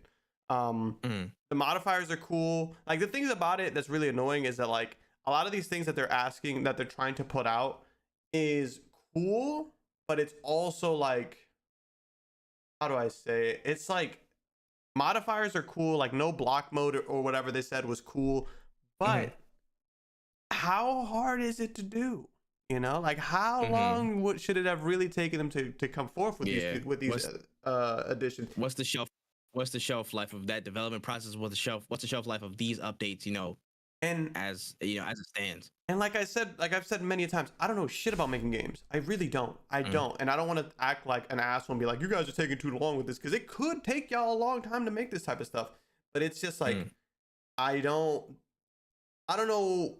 Honestly, at this point, I feel like they should have added like the small updates or whatever. But like the roadmap is just really isn't giving me a lot, because if you want me to keep playing this game or keep coming back to this game, you guys aren't giving me a reason to outside. Like outfits, cool. You can mod the game. There's so many good mods out. So the outfits mean zero to me. It actually doesn't mean a damn thing. You would have got me with new playable characters. That would have been different. If you would have told me like, oh, there's gonna be a new character who is more of a grappler or whatever, or you could play as a blah blah blah. Different you know what I'm branching styles. Yeah. Yep. That would have been way better. Like this character hits really fast, but doesn't do a lot of damage type thing. You know, like that would have been way better in my opinion. The new, I want more content because I do enjoy the game and I do play the game quite a bit, but I just feel like, I don't know. They just haven't really pulled me back in yet. I'm still playing it though. Like you're not gonna lose people like me, but the people who have moved on or have beat Sifu, they might not really come back for another outfit because again they have mods. I want to see some procedurally generated things. Like that, I think that would be cool. Or like the arena mode, like or survival mode. Dungeon. Like remember in the Batman games where you would just jump into the penguins in the iceberg lounge and you just fought people and it just got harder. Yeah, fight as long as you can. That was fun, and you had Nightwing. You had so many, like there's a lot of reasons to replay that game if you liked Batman. Like, but you guys need to hurry it up. Time's a ticking. Facts. Or work on another game. Facts. I agree with you. I actually talked about this a little bit. Got a YouTube video on this. Go check it out. Search up. Yeah, the search up that man Tripp. Sifu was probably there. There's a couple videos on it, but I talked a little bit about it. It's like when you look at the actual content offering now, me for one, I'm never going to complain about free content. I am never going to complain about that ever in my life. I will never gripe about that personally. In my idea, if I enjoy a game and you giving me free stuff on top of that, I'm going to eat it up, bro. That's great. That's more for me. But speaking to the general public and how quickly they take the games and how quickly they drop games depending on what's going on right now, what's in the hot seat. Oh, what are the top creators playing? You know what I'm saying? Stuff like that. It's hard to really maintain a central focus in the market. It's so hard to maintain that. And when you're seeing a drop like this, is kind of, this first drop for spring is coming next week, May 3rd. So I'm like, okay, cool. Y'all dropped a few months back in February. You know what I'm saying? The top of February. It's been 3 months and no update. And considering you're not the largest game in the world, so you don't have the biggest, natural buzz about you because people are constantly talking about you just off name value. You're a new IP. So there's not as much weight in the game as you have, you know what I'm saying, compared to an established franchise. So having that late of announcement or a content drop this far, it puts you severely behind the ball when it comes to, getting back in the graces of people who are casual, people who are not active, rabid supporters of your game. And looking at this, I'm like, I know for me personally, I'm a rabid supporter. I will play this game. Like, I'm going to play this game the entire year. I'm going to come back to it. I'm going to do some stuff. I'm going to hustle through it. I still got a bunch of unfinished business with Sifu. But I know for the casual who has not played Sifu or who played it for like a week and then dropped it because other games came out, like Horizon came out, and then, like then Elden Ring came out the next month after. Like, that's where battles are won and lost, and you have to be quick to the draw. You have to be hands on your hip, ready to drop content. Like I'll give a comparison. I don't think I said it in the video, but major kudos to what's it called, Wonderlands, Tiny Tina's Wonderlands. Their first DLC is already out. It's already out and ready to go. People are probably you know what I'm saying? Like sometimes it might be too fast. It might be too fast, but still, I think it's better to be on the side of, like, you know what I'm saying? It's better to be on that side and overcompensate, so you know how to scale it back. Maybe they can tweak some things and move on, but being in the, in that consideration set right now, staying relevant, staying top of mind is so important. And a game like Wonderlands, they did well. Honestly, I think they did well because they dropped this first DLC. People, okay, they got to scramble. Oh yeah, we got to get this content ready. Oh, we might have to try the dungeons. There's still other stuff to do. You know what I'm saying? So that makes their shelf life last a little bit longer until the next content drop. If you're Sifu, you're waiting months to drop something, and then it's like, okay, we're dropping free content once a season, and only 2 out of these 4 things are actually, I think super impactful. The what's it called? The gameplay modifiers. Of course. I think, of course, they deal with like no guard, stronger enemies, make the game hard, make staffs, you know what I'm saying? Put all of them on, new content videos coming. That seems like a pretty, significant event to draw some buzz. Not as much as the arenas mode, though. The arenas mode is the other one in the wintertime. So you have summer and winter as the 2, you're shooting 2 for 4. You're shooting 50% from the field. So your chances of actually garnering a mainstream splash are 2 out of 4 out of these events, and only how long out of that. And then once you get to wintertime, so many games are dropping, you're gonna get drowned out. Summer, there's stuff that might not be dropping as much, so you're kind of caught between a rock and a hard place. And for me personally, I'm gonna play it, but for the general public, again, like I said, you can hear the deep explanation in the video, but it's like it might be a case of too little, too late for the people who are really like onto other things and have other stuff on their plate. Yeah, it might be. I man. hope for the best for Sifu, but I want to see more impact with the updates. Because Facts. Small cosmetic, like this is a single player game, so cosmetics aren't as important as you would think. If this was like a fighter, yeah, new costumes for my favorite character would be cool, but this is not that. I kind of want a little bit of refocus, but Facts. At the end of the day, it's still a good game. I still highly recommend it. Whether the updates come or not, I sometimes feel like, as opposed to making this game super long or whatever, throw something that gives it good replay value, like the new modes will be cool. Replay editor, maybe, like just do some like real cool small shit and work on the next game. Just keep it pushing because the game is good. But I just don't think, if you're not gonna be adding a lot of big significant things, just move on. If you're not gonna add like a paid, if you're not gonna add like a paid DLC story update, like, okay, how is he, like, you could follow the student like building his school and like recruiting people. Like there's a lot of story updates you could possibly do that creates a lot more moments. But I doubt that's gonna be the case with this slate. Like focus on the next one. Start focusing on the next one. Create an extensive narrative out of this game, because if you add a really like an extensive quality story combined with this gameplay, add a few more mechanics, add a couple of different styles and characters, you could probably throw in a co-op mode or something like that. If you do that, that means that means a whole lot in the running going towards the future, and you have so much more self-sustaining content, and that's how you end up much more, I guess, relevant in the public eye in terms of the gaming industry. So there's some work to be done. Me personally, of course, I'm gonna play it because I love Sifu, but in terms of, again, general public's I guess view right now, it's not the hot topic, and I think this stuff might become a little bit too late. Yeah. Tough beans, but it's all right, Sifu. You gonna be all right. I'm gonna hop back in there with some math for you. It's all good. Switching gears a little bit to the content creation side of things in general, and specifically Twitch. Let's talk about it. So a report from Bloomberg this week detailed some rounds of discussion that have been going down at Twitch over potential changes to their partner program. Now, some of the rumored and not finalized ideas that were floating around were more incentives for ad inclusion, tiers for partnership that dictate different access levels and different perks you get, eradicating the exclusivity clause that has been present in Twitch's partner program, and cutting back the 70-30 revenue split for partners back to 50-50. With a lot of discourse around this, change from these talks are reportedly set to take place in the summertime of this year. So let's talk about it, man. There's a lot of rumored changes. These might not be final, but these have been heavily, suggested that have been making the rounds. What's going on? So the only thing that's actually like good would be the taking away of exclusivity. Everything else is actually terrible for the creator. I think that this is nuts.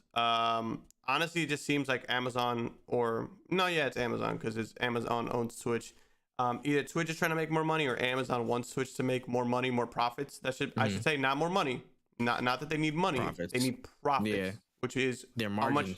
yeah, how much money you make after you pay for everything. And that really is kind of telling. What's funny is that if all this does go through and you get less money but you're more exclusive, it's kind of like them telling you to get a second job. Basically, at the end of the day, if you're a streamer Yeah. and Twitch removes exclusivity but reduces how much you make on the back end of stuff, they want you to get a second job, i.e. YouTube, i.e. Facebook, whatever it is. They want you to make money somewhere else because they want to make more money for themselves. And if you're a Twitch streamer, I highly recommend, if you want to do what I did, and what a few other people did, make a YouTube. Just start doing YouTube stuff. I promise you, working on editing videos is a lot easier than having to make less money on Twitch. Like, you're gonna have to run more ads, Fact. make less money, And spend more time streaming. spend more time streaming for what kind of thing? I would rather just take that time instead of being in front of the camera for an extra 3-4 hours a week. Just make a video real quick. I promise you, there's a lot of videos that are very easy, and it's very easy to make. I'm just telling y'all right now because it's the writing is on the wall, and if this shit goes through and Twitch continues to get more profit hungry, I will feel bad for my fellow streamers who are not making as much money. But at this point, you're seeing all the signs. I'm telling you that this is something bad that's happening. I'm telling you right now, and you can vent to me and you can cry to me, but at the same time, it's like, bro, what did you expect? We told you. Like, it's just there. And if this Bloomberg article could be full of shit, and none of this could happen. But yeah, true. I haven't seen a thing on Twitch where, like, I personally have experienced more ads than I've ever experienced before. That's a fact. And it's intrusive, and not only that, but I've noticed more of them pushing people to run ads as well. Like, there's been a lot more incentives for that, and it's just very telling of to which direction this company is going. I agree. At some time, we're gonna have to realize that Twitch is not a profitable segment of Amazon's business model. They have not been, and they have been doing everything in their power to make it happen. Everything that they do is to kind of justify their existence as a entity, as something, And right now they're running against the Kosh. Of course, they've been down in money for years, and they're gonna do everything in their power to make sure they increase their margins, just so that they can justify again their place in Amazon's model of operation. And Amazon, I don't think, would get rid of them, but they know they have to shape up. They know they have certain objectives that they have to hit, certain things they have to do, and then you can see it. It trickles down. The proof's in the pudding. It's right there. The fact that they want to cut, all these active 70-30 splits to 50-50, I'm like, dog. So you want to get the partner to have the same split you got as an affiliate? That's kind of wild to me. That's wild when you think about it. You got the partner, you got all these subs and whatnot. You got all this money generated on the platform. You got brought all these eyes to Twitch just to get the same raw deal you got when you started as an affiliate. You know what I mean? Like, that's kind of crazy. Exclusivity, that's cool. But again, in the grand scheme of things, okay, I completely agree with Wen's point. How are you going to say that, oh yeah, well, we cutting back your money, but yeah, you can get that somewhere else. You can get that other, what you lost here, you can get that somewhere else. Go ahead, or not, whatever. It doesn't make sense to us. We don't care. Like, there's just so much that is prepping them for a backtrack and a backslide, while in the same sense, you see YouTube holding strong on the 70-30 agreements. They're making updates to their streaming platforms and stuff like that, their streaming capabilities day by day. They're getting closer to this. They're getting much closer in terms of quality of service and actual value in delivery and making it to a partner program than Twitter. Than Twitch is. So when you're seeing it, like, yo, it's coming close, like, yo, Twitch is moving waste. And you see other platforms like this. You got an Instagram, you could probably make money off. You got TikTok, you can make money off of. Man, super followers on Twitter. You know what I'm saying? Like, I'm about to say Facebook gaming. You know what I'm saying? You got an OnlyFans, TikTok. Patreon, Kofi. I'm about to say you got again YouTube itself. There's so many different places to do. If it hasn't been apparent now, and of course everybody's been screaming it, like diversify, diversify, diversify, man. Like who said it? Just said it, man. Diversify your bonds, nigga. Diversify your bonds. Like it's about that time, bro. And if you're not doing it, you're doing yourself a disservice. Like in every conceivable way. I really, my mind state has kind of changed on a lot of things since the turn of the year, and honestly getting a lot closer of a look at this type of stuff. I'm like, okay, cool. Now I'm like, I need to really make sure like the eggs in my basket are so diverse that if one drops, I'm chilling. I can do whatever I do and not have a problem with it.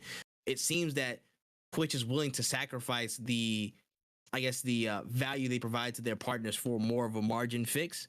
And I think that will really shoot them in the foot in the long run, because more and more people are starting to realize that, hey, Twitch is only just a platform. It's a business, and you can take your business elsewhere if people are paying you the right amount of money and they're treating you right. So that's where, what I'm saying, this is where kind of we're starting to hit that corner in things. If Twitch doesn't fix up and really, really understand the value that they need to put into their partner program and into the people that hold this thing afloat, the viewers and the creators that make this whole thing run. So it's a whole lot, man. It's a whole lot of BS, whole lot of nonsense. I know for me, I'm growing. I'm growing everywhere. I'm trying to grow everywhere and make sure like Twitch ain't even a problem. I just want to set up my brand and just make it look nice on Twitch, and then it is what it is, man.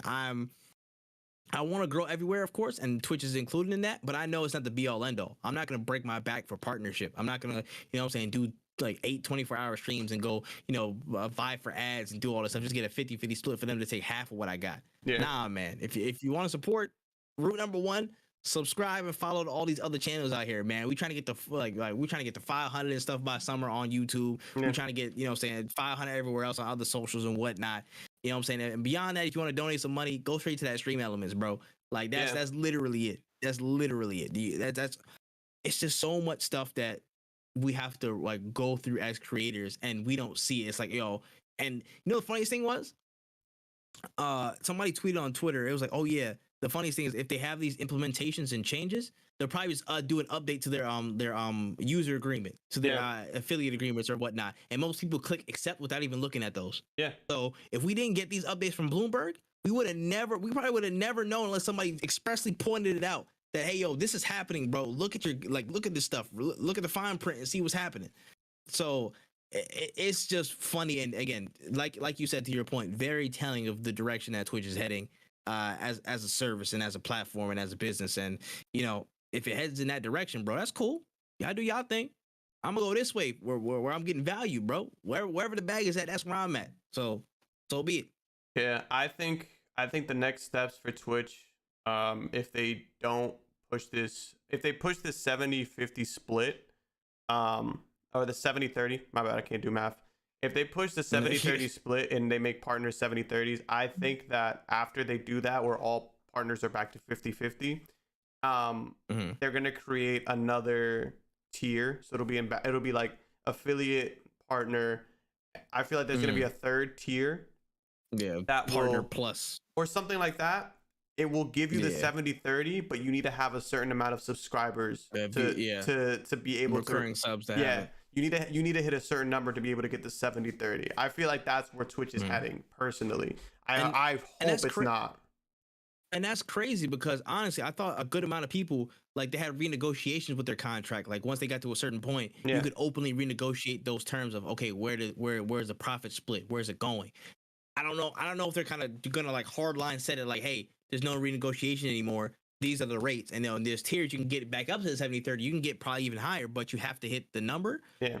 If it's going that direction, that's kind of trash, bro. That's not cool. Yeah. It's not.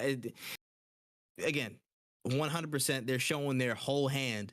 You know what I'm saying? With rumors like this, if there's any truth to these, they're showing their whole hand. But you know what? I wouldn't put it too far out there, considering what Twitch has done in the past. So really is what it is. Man, I'm taking my shit to Mixer. Oh, never mind. Oh man, shout out Mixer, man. Y'all be all right. Shout out to the Mixer refugees out there. Love to y'all. Anyways, we got a new trailer for a game coming out of the Disney camp called Dreamlight Valley. Now, this is like a sim style ass game where you just basically live amongst a bunch of Disney characters and live life. Now, for me, I haven't even seen too many titles like, like blatantly kind of jump into the Sims lane like that in a minute. Honestly, off the top of my head, I can't really think of any. But I mean, it's coming through that, you saw like you was in town with Mickey Mouse, he was gardening, doing a bunch of different shit. Like, it's low-key interesting. Yeah. Deceivingly interesting. Yeah, it looks cool. Yeah, man. I'm about to say, man. Like, I like it because it's giving Sims kind of like, and not necessarily a run for its money, but like, hey, you know what I'm saying? Like, a little push, and like, hey, yo, squish in there. What's up with you? I like what you got going on over here, type vibe, Yeah, this is a nice place, bro. It's crazy. Yeah, for real, bro. I don't know how to exactly feel about it. Yeah, I low key want to try it though, cause I'm like, I know the stupid shit I'm gonna say when I get in that Disney game, bro. I already know. I'm like, yo, listen, who got the drugs? What's going on? What's going on, Mickey? I see you and Mickey and Minnie running over there. What's going on with y'all? I know y'all walking real leisurely. What's happening, bro? Why your eyes red like that, Mickey? What's going on? I already know the hijinks I'm gonna get up to, like when I get hands on that game. But like, it's releasing early access on Xbox Game Pass. You know what I'm saying, this summer. So we got another Xbox Game Pass game coming in, you know what I'm saying, included in the service. And then they said it's dropping on all platforms in 2023. I mean, again, more games don't hurt. And if it's Disney putting some money behind this, I mean, it don't hurt to try it, bro. For me, like, if it's actually a pretty quality game, it would be dope if they could include like communal spaces with like, online people. I'm pretty sure Sims has done that at some point, right? They did like online common grounds with like people can meet in servers and stuff. I haven't kept up with Sims stuff, so I don't know. You think Sims has multiplayer? Is that what you're asking right now? Yeah, it does not. It doesn't still. Damn, I've been out the game for a while. Boy, if you would have said that in front of a Sims player, they would have shot you. They were like, "You think we have?" The motherfuckers everybody's been waiting for. I would play Sims if it had multiplayer. But that pimp slap. Yeah, I can't remember. I can't remember the last multiplayer mode in Sims. I think it might have been Sims 2. That might have been the last time that we seen a multiplayer game in Sims. But yeah, no, there is no multiplayer in Sims. Oh my! And we did have this conversation yesterday too.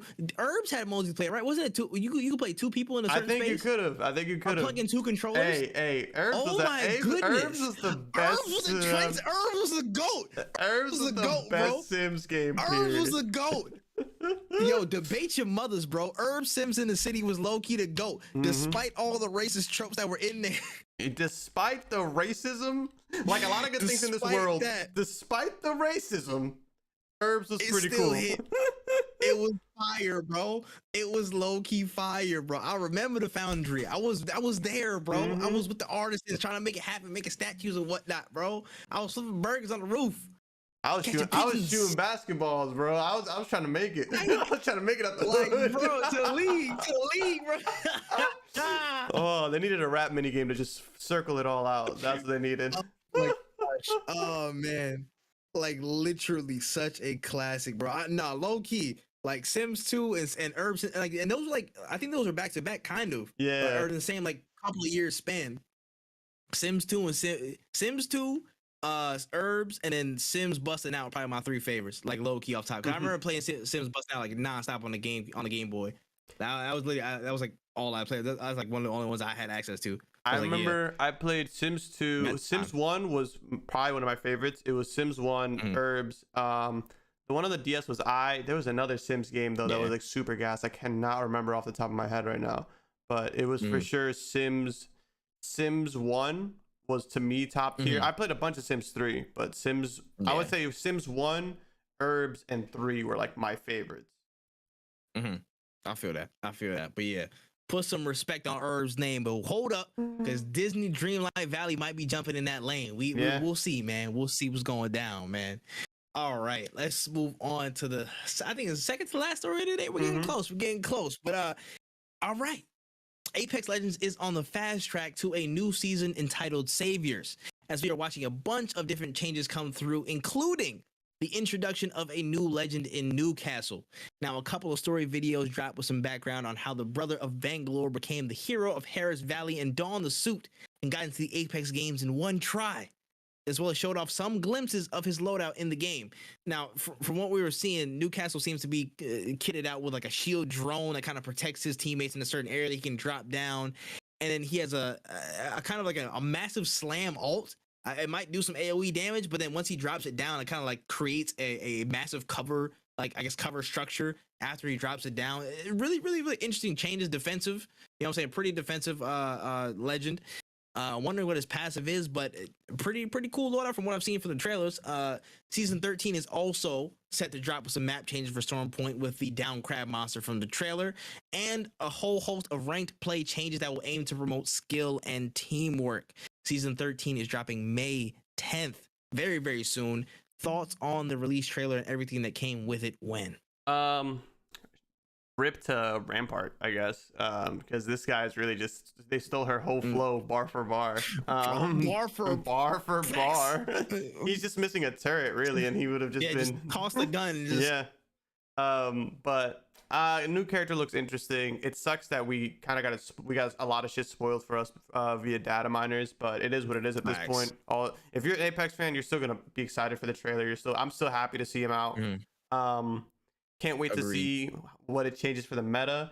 I really wish that giant crab monster would have sunken Stormpoint with it, because I'm not a big fan of that map. But maybe the changes will make it better. Very doubtful. I think it's just way too big. But hey, what do I know? I hope that one of the biggest changes to the game is that control becomes a permanent mode. Like we've been asking for this since control was introduced. Before control was even introduced. Before we had control. More facts. It was just, we want it to be permanent, and they said, nah. Like what's wrong with you guys? Yeah, like it's an LTM, guys. Come on, don't get dirty. Facts, bro. I mean, like, it'll be cool. I'm excited to see the character. Very interesting backstory. I guess we'll just wait to see till May 10th. See what kind of changes happens. Yeah. Really. I'm pretty excited, honestly.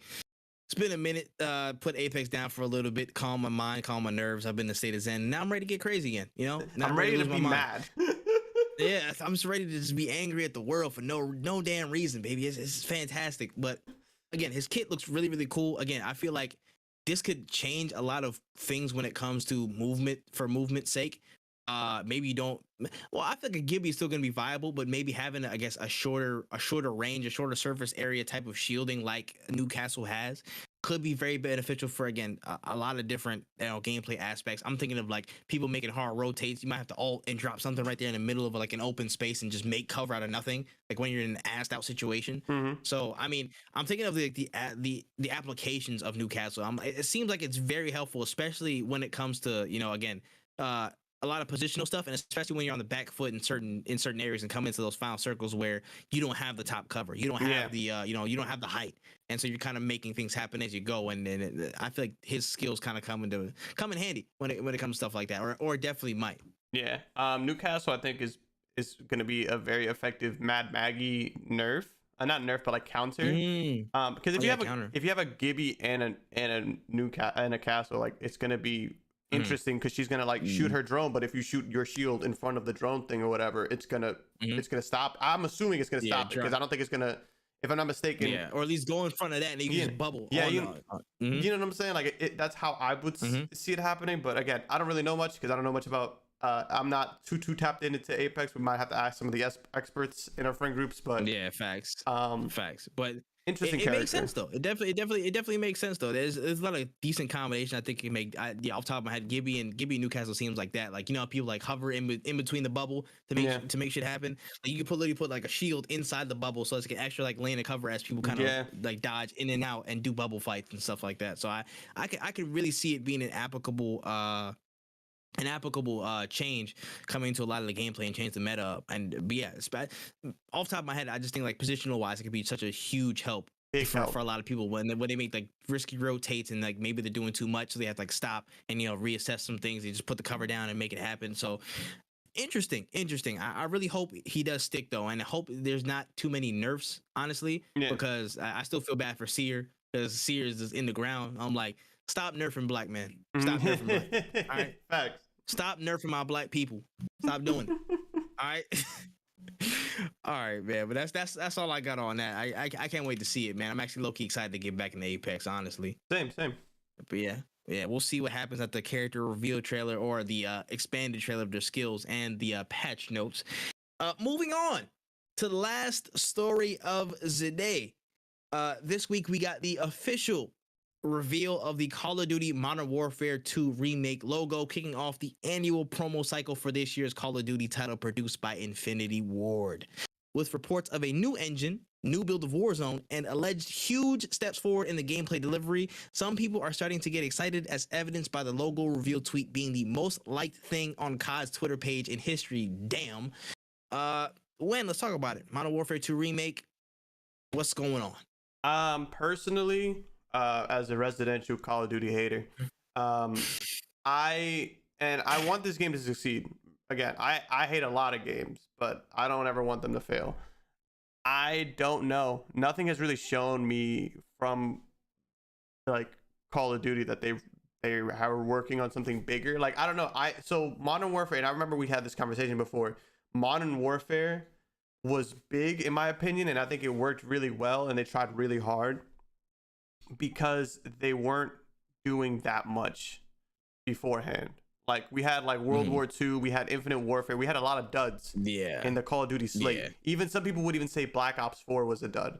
Like, a lot of people were not happy with the franchise, with how it came out. Yeah. With the success of Modern Warfare and the continued success of Warzone, even though I don't know why, I just don't think they're hungry enough to really take big risks or to really push the envelope. You know, I feel like Modern Warfare was kind of like, we figured out what we did wrong. We kind of like understand that we fucked up on these titles, and we're going to try to bring this into a better, newer era. I don't think we're ready for a new Call of Duty era, or I don't think they have a new Call of Duty era. I think it might just be Modern Warfare, really. To be honest with you, I think it's going to be I think it's literally going to be Modern Warfare 2. Like, it's going to be almost the same game, just a little bit different. Maybe with a little bit more, I don't know, better visuals, or just like small like quality of life changes. But I don't expect this to change the Call of Duty game, because again, their moneymaker right now is Warzone, and unless Warzone is dying out and I'm unaware of it, I don't really see them changing too much. You know? Yeah. For it is damn beyond that arc. So, all right, I see that. Now, I'm in between two minds, because one, Call of Duty is what I came up off of when I started to like online game a lot more. Modern Warfare 2 was literally the first online game I played pretty consistently after what it was, that and Halo 3 around the same period of time. Modern Warfare 2 has a special place in my heart. It's the first online game I played. I was super shit at it. I was getting hounded out, but I learned how to, play, get better. You know what I'm saying? I really enjoyed the multiplayer experience from that start. The way I usually see these things, especially with the last kind of few development cycles and what we've seen, Infinity Ward seems to be the one that kind of takes the next step up the rung, and then everybody else kind of moves along that same rung. Yeah. With I feel like with the next generation, and from Modern Warfare 2019, and especially the introduction of Warzone, Infinity Ward seems to be like, okay, cool, we're gonna set the standard right here, and then you guys can do little variations of it, do what you need to do, and then we'll kind of figure out and tweak on our 3-year hiatus and break and development cycle, and figure out, okay, what's the next step of how can we tweak this, how can we do this.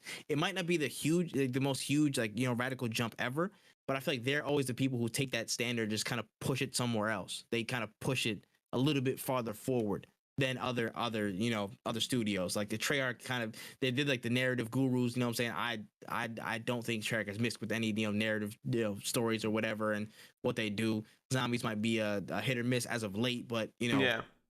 Where it was from there is in its heyday is there. Sledgehammer is present, and there's just a lot of traction and buzz around this one, and I feel like it's different because they said they have a new version of Warzone coming. That's again in the new engine that they're building. The new Call of Duty is going to be in the new engine that they're building, and there's so much quality of life stuff that I'm hearing, industry insiders and reporters saying, "Yo, listen, this is going to be like a crazy one or whatever." But I feel like this is a really precarious situation because one, You're dealing with nostalgia. You're dealing with the nostalgia of so many people because Modern Warfare 2, considered by many, is the best Call of Duty of all time. So they're naturally going to flock to this. So you cannot mess this up. And two, the pressure of ushering in that next, I guess, a few lines of Call of Duties. Again, given the track record of them being that, I guess, the standard pusher with the Call of Duty series as of late. So they're dealing with a lot of different things here. They're dealing with pressure. They're bringing Ghosts back. They're bringing back fan favorites and all that stuff like that. But they also have to create some sort of balance. And this is what I mean. Modern Warfare 2, in essence, the original Modern Warfare 2, was so unbalanced. It is ridiculous to think that we played that game so much as people did. You know what I mean? Yeah. So many different overpowered class setups and guns and whatnot. Everything was all out war.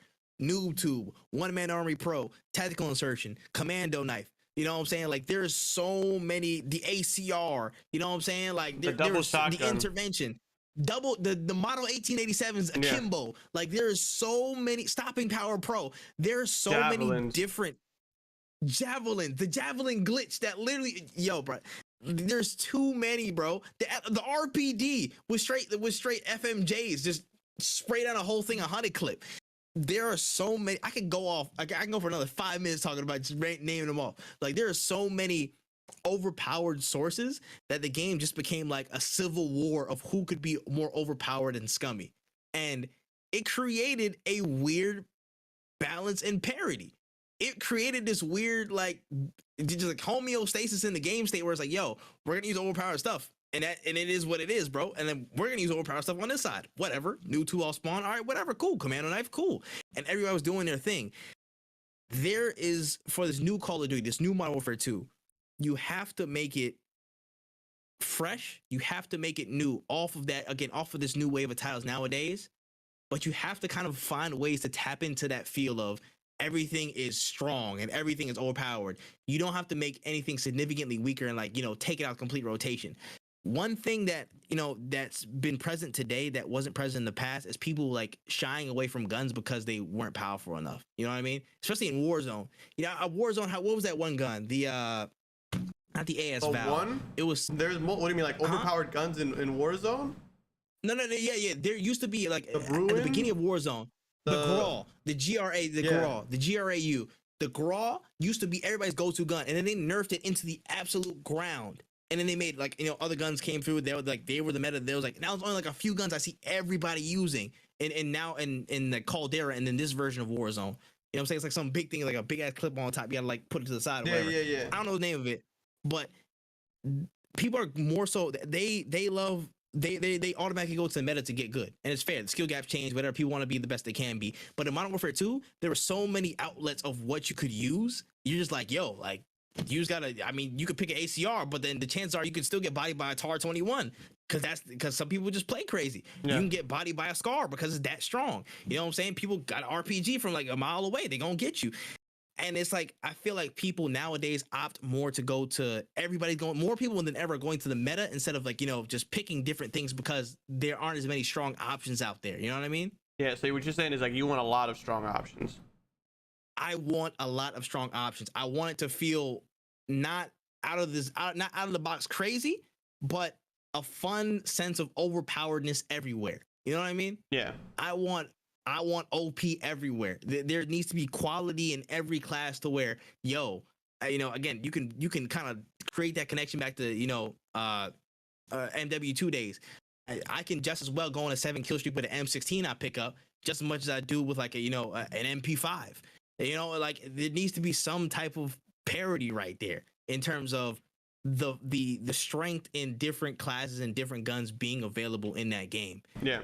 There's a lot of stuff that they have to address, but I think at the core of it, it needs to be an overpowered everywhere type of feel, but also kind of being in this new style of modern day Call of Duties. You know what I'm saying? It can't be the same old mechanics and whatnot, because of course they moved past that, they've advanced past that, but the ethos of what Modern Warfare 2 had, of you can use damn near anything in here and still, you know, make an actual good showing, that needs to be in the new game. That needs to be in the remake. Yeah. And beyond that, I mean, the campaign is going to be pretty solid. I think the Modern Warfare 1 campaign was actually pretty dope. I played it. I always love Modern Warfare stories. That's cool. Nobody's really like, super crazy over that. Task Force 141 back, Ghost back, Gaz back. You know what I'm saying? People gonna love that, all that shit. Gaz back in the first one, anyways. The first Modern Warfare. Mm-hmm. But what's it called? Ghost, Soap. You might see it might be a different twist in the story. I would like to see a different, I guess, ending in the story instead of like, Ghost dying. That would be cool. Yeah. I don't want to see Ghost die like that. So aside from that, really, it's just, but yeah, making it fun, man. Making it a solid sense of fun across the board. I don't want to be forced into playing into a meta. You know what I mean? Yeah. I hate doing that in a game. I love when there's so much strength in choice. And I feel like in previous Call of Duties, we haven't had the chance to get that as much. You see it kind of delving further back, you know what I'm saying, into that meta type of spirit. And I'm like, I don't necessarily like that. Yeah. So if we can really, if you want to remake Modern Warfare 2, you need to tap back into the spirit that they set up way back 20 years ago. And I think you got a fun game in your hands that everybody's gonna like. Yeah. That's just me though. I feel that. I respect it. Mm-hmm. But yeah, otherwise I'm not touching Call of Duty until then, man. I need to see some gameplay, bro. Y'all better see y'all at the Xbox conference or something. Well, y'all still with Sony? All right, cool. State of play. Y'all need to hurry up. Yeah. Time's a ticking. Time is a ticking, man. But with that being said, that's all the notes for today's show. Is there anything that we might have missed, Wen? Anything that might have slipped past the notes?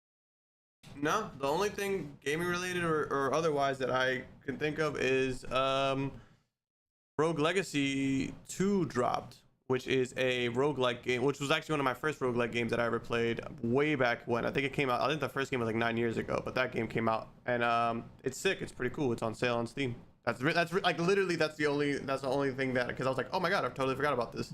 But yeah, no, there's literally nothing I can think of outside of that.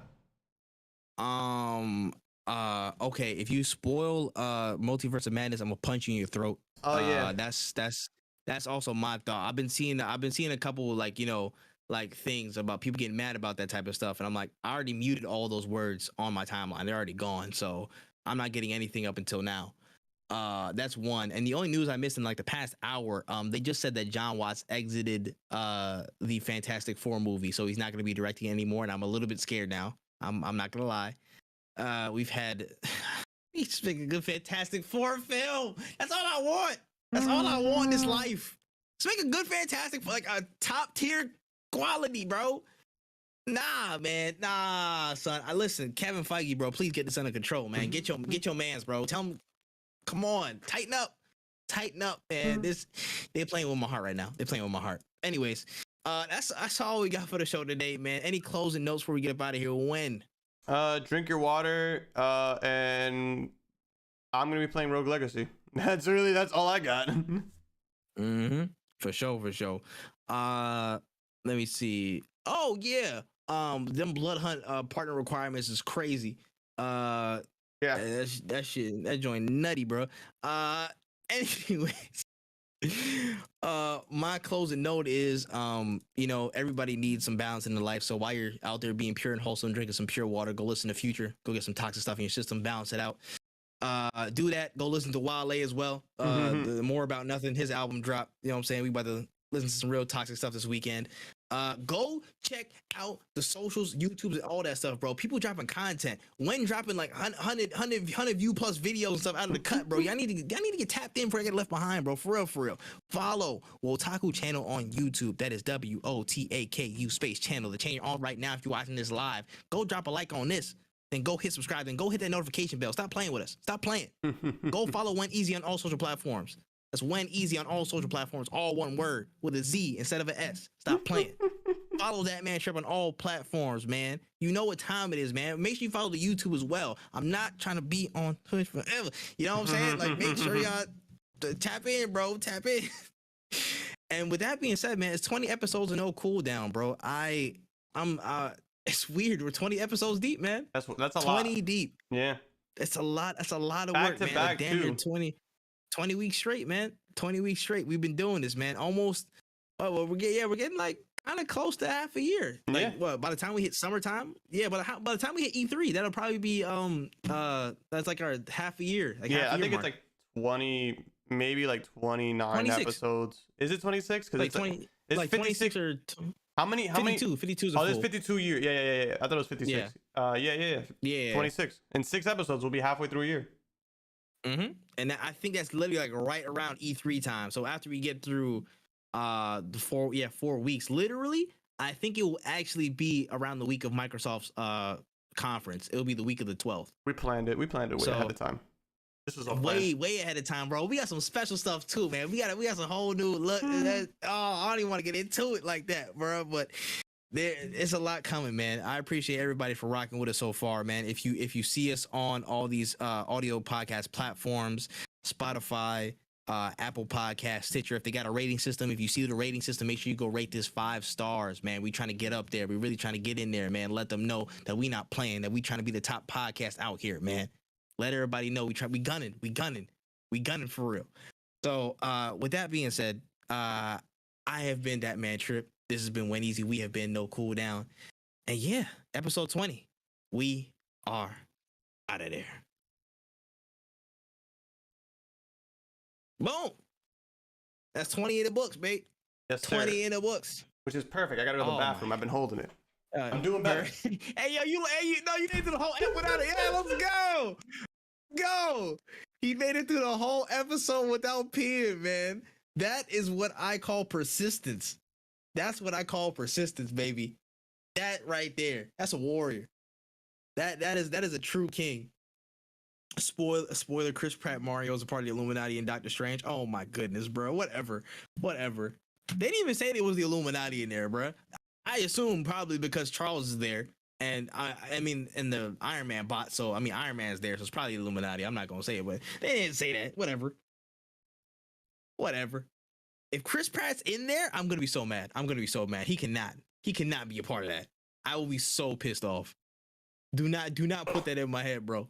Don't put that there. This man Jay dropped a fake spoiler and said Chris Pratt's gonna be the Illuminati in the Doctor Strange movie. I'm like, oh, I hate you, bro. He's a funny guy. Oh my gosh, man. Ridiculousness. Right. I need to go make some TikToks, bro. I've been seeing too much inspiration today, bro. I feel that. That other sound's making the rounds today. He's like, the nigga swung his body. Yo, that shit is so funny, bro. I'm gonna send you one. I saw a really good sound. I gotta send it to you. Bro, I have like too many thoughts in my head with these. I keep saving them, but I need to write down exactly what I'm about to do with them. But I'll figure it out.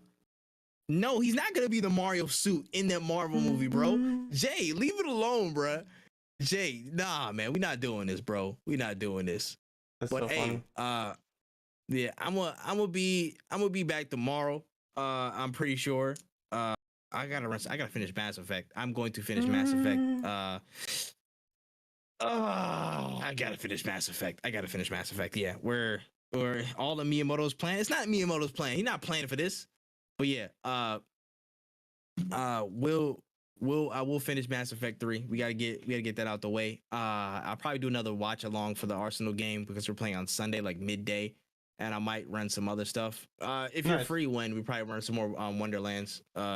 If you got time or some shit this weekend. I know Charles might be gone though, because he's. Yeah, I don't know if I will. I'm not gonna lie to you. Yeah, if not, it's all good. I'm about to say I'm about to tighten up, bro. May is here. I gotta tighten up a lot too. But yeah, man. All right, who you rating, bro? Who you sending it to? I'm gonna send it to Neku. Actually, I haven't seen him stream in a minute. Hey, okay, my boy back. Let me see. Yeah, I'm gonna send it to Neku. And then I gotta do some stuff for work before they. Oh yeah, I gotta go get that baby video out, bro. Get the baby video. I gotta do some. It's an interesting thing I gotta do. I don't know what I'm doing, but we're gonna figure it out. But thank you guys for hanging out. We'll see you guys. You'll see Tripp tomorrow or this weekend. You'll see me earliest Tuesday, maybe Tuesday night. Make sure you watch the new video. Another video coming out soon. Stay safe, stay hydrated. I'll catch you guys next time. Wotaku out.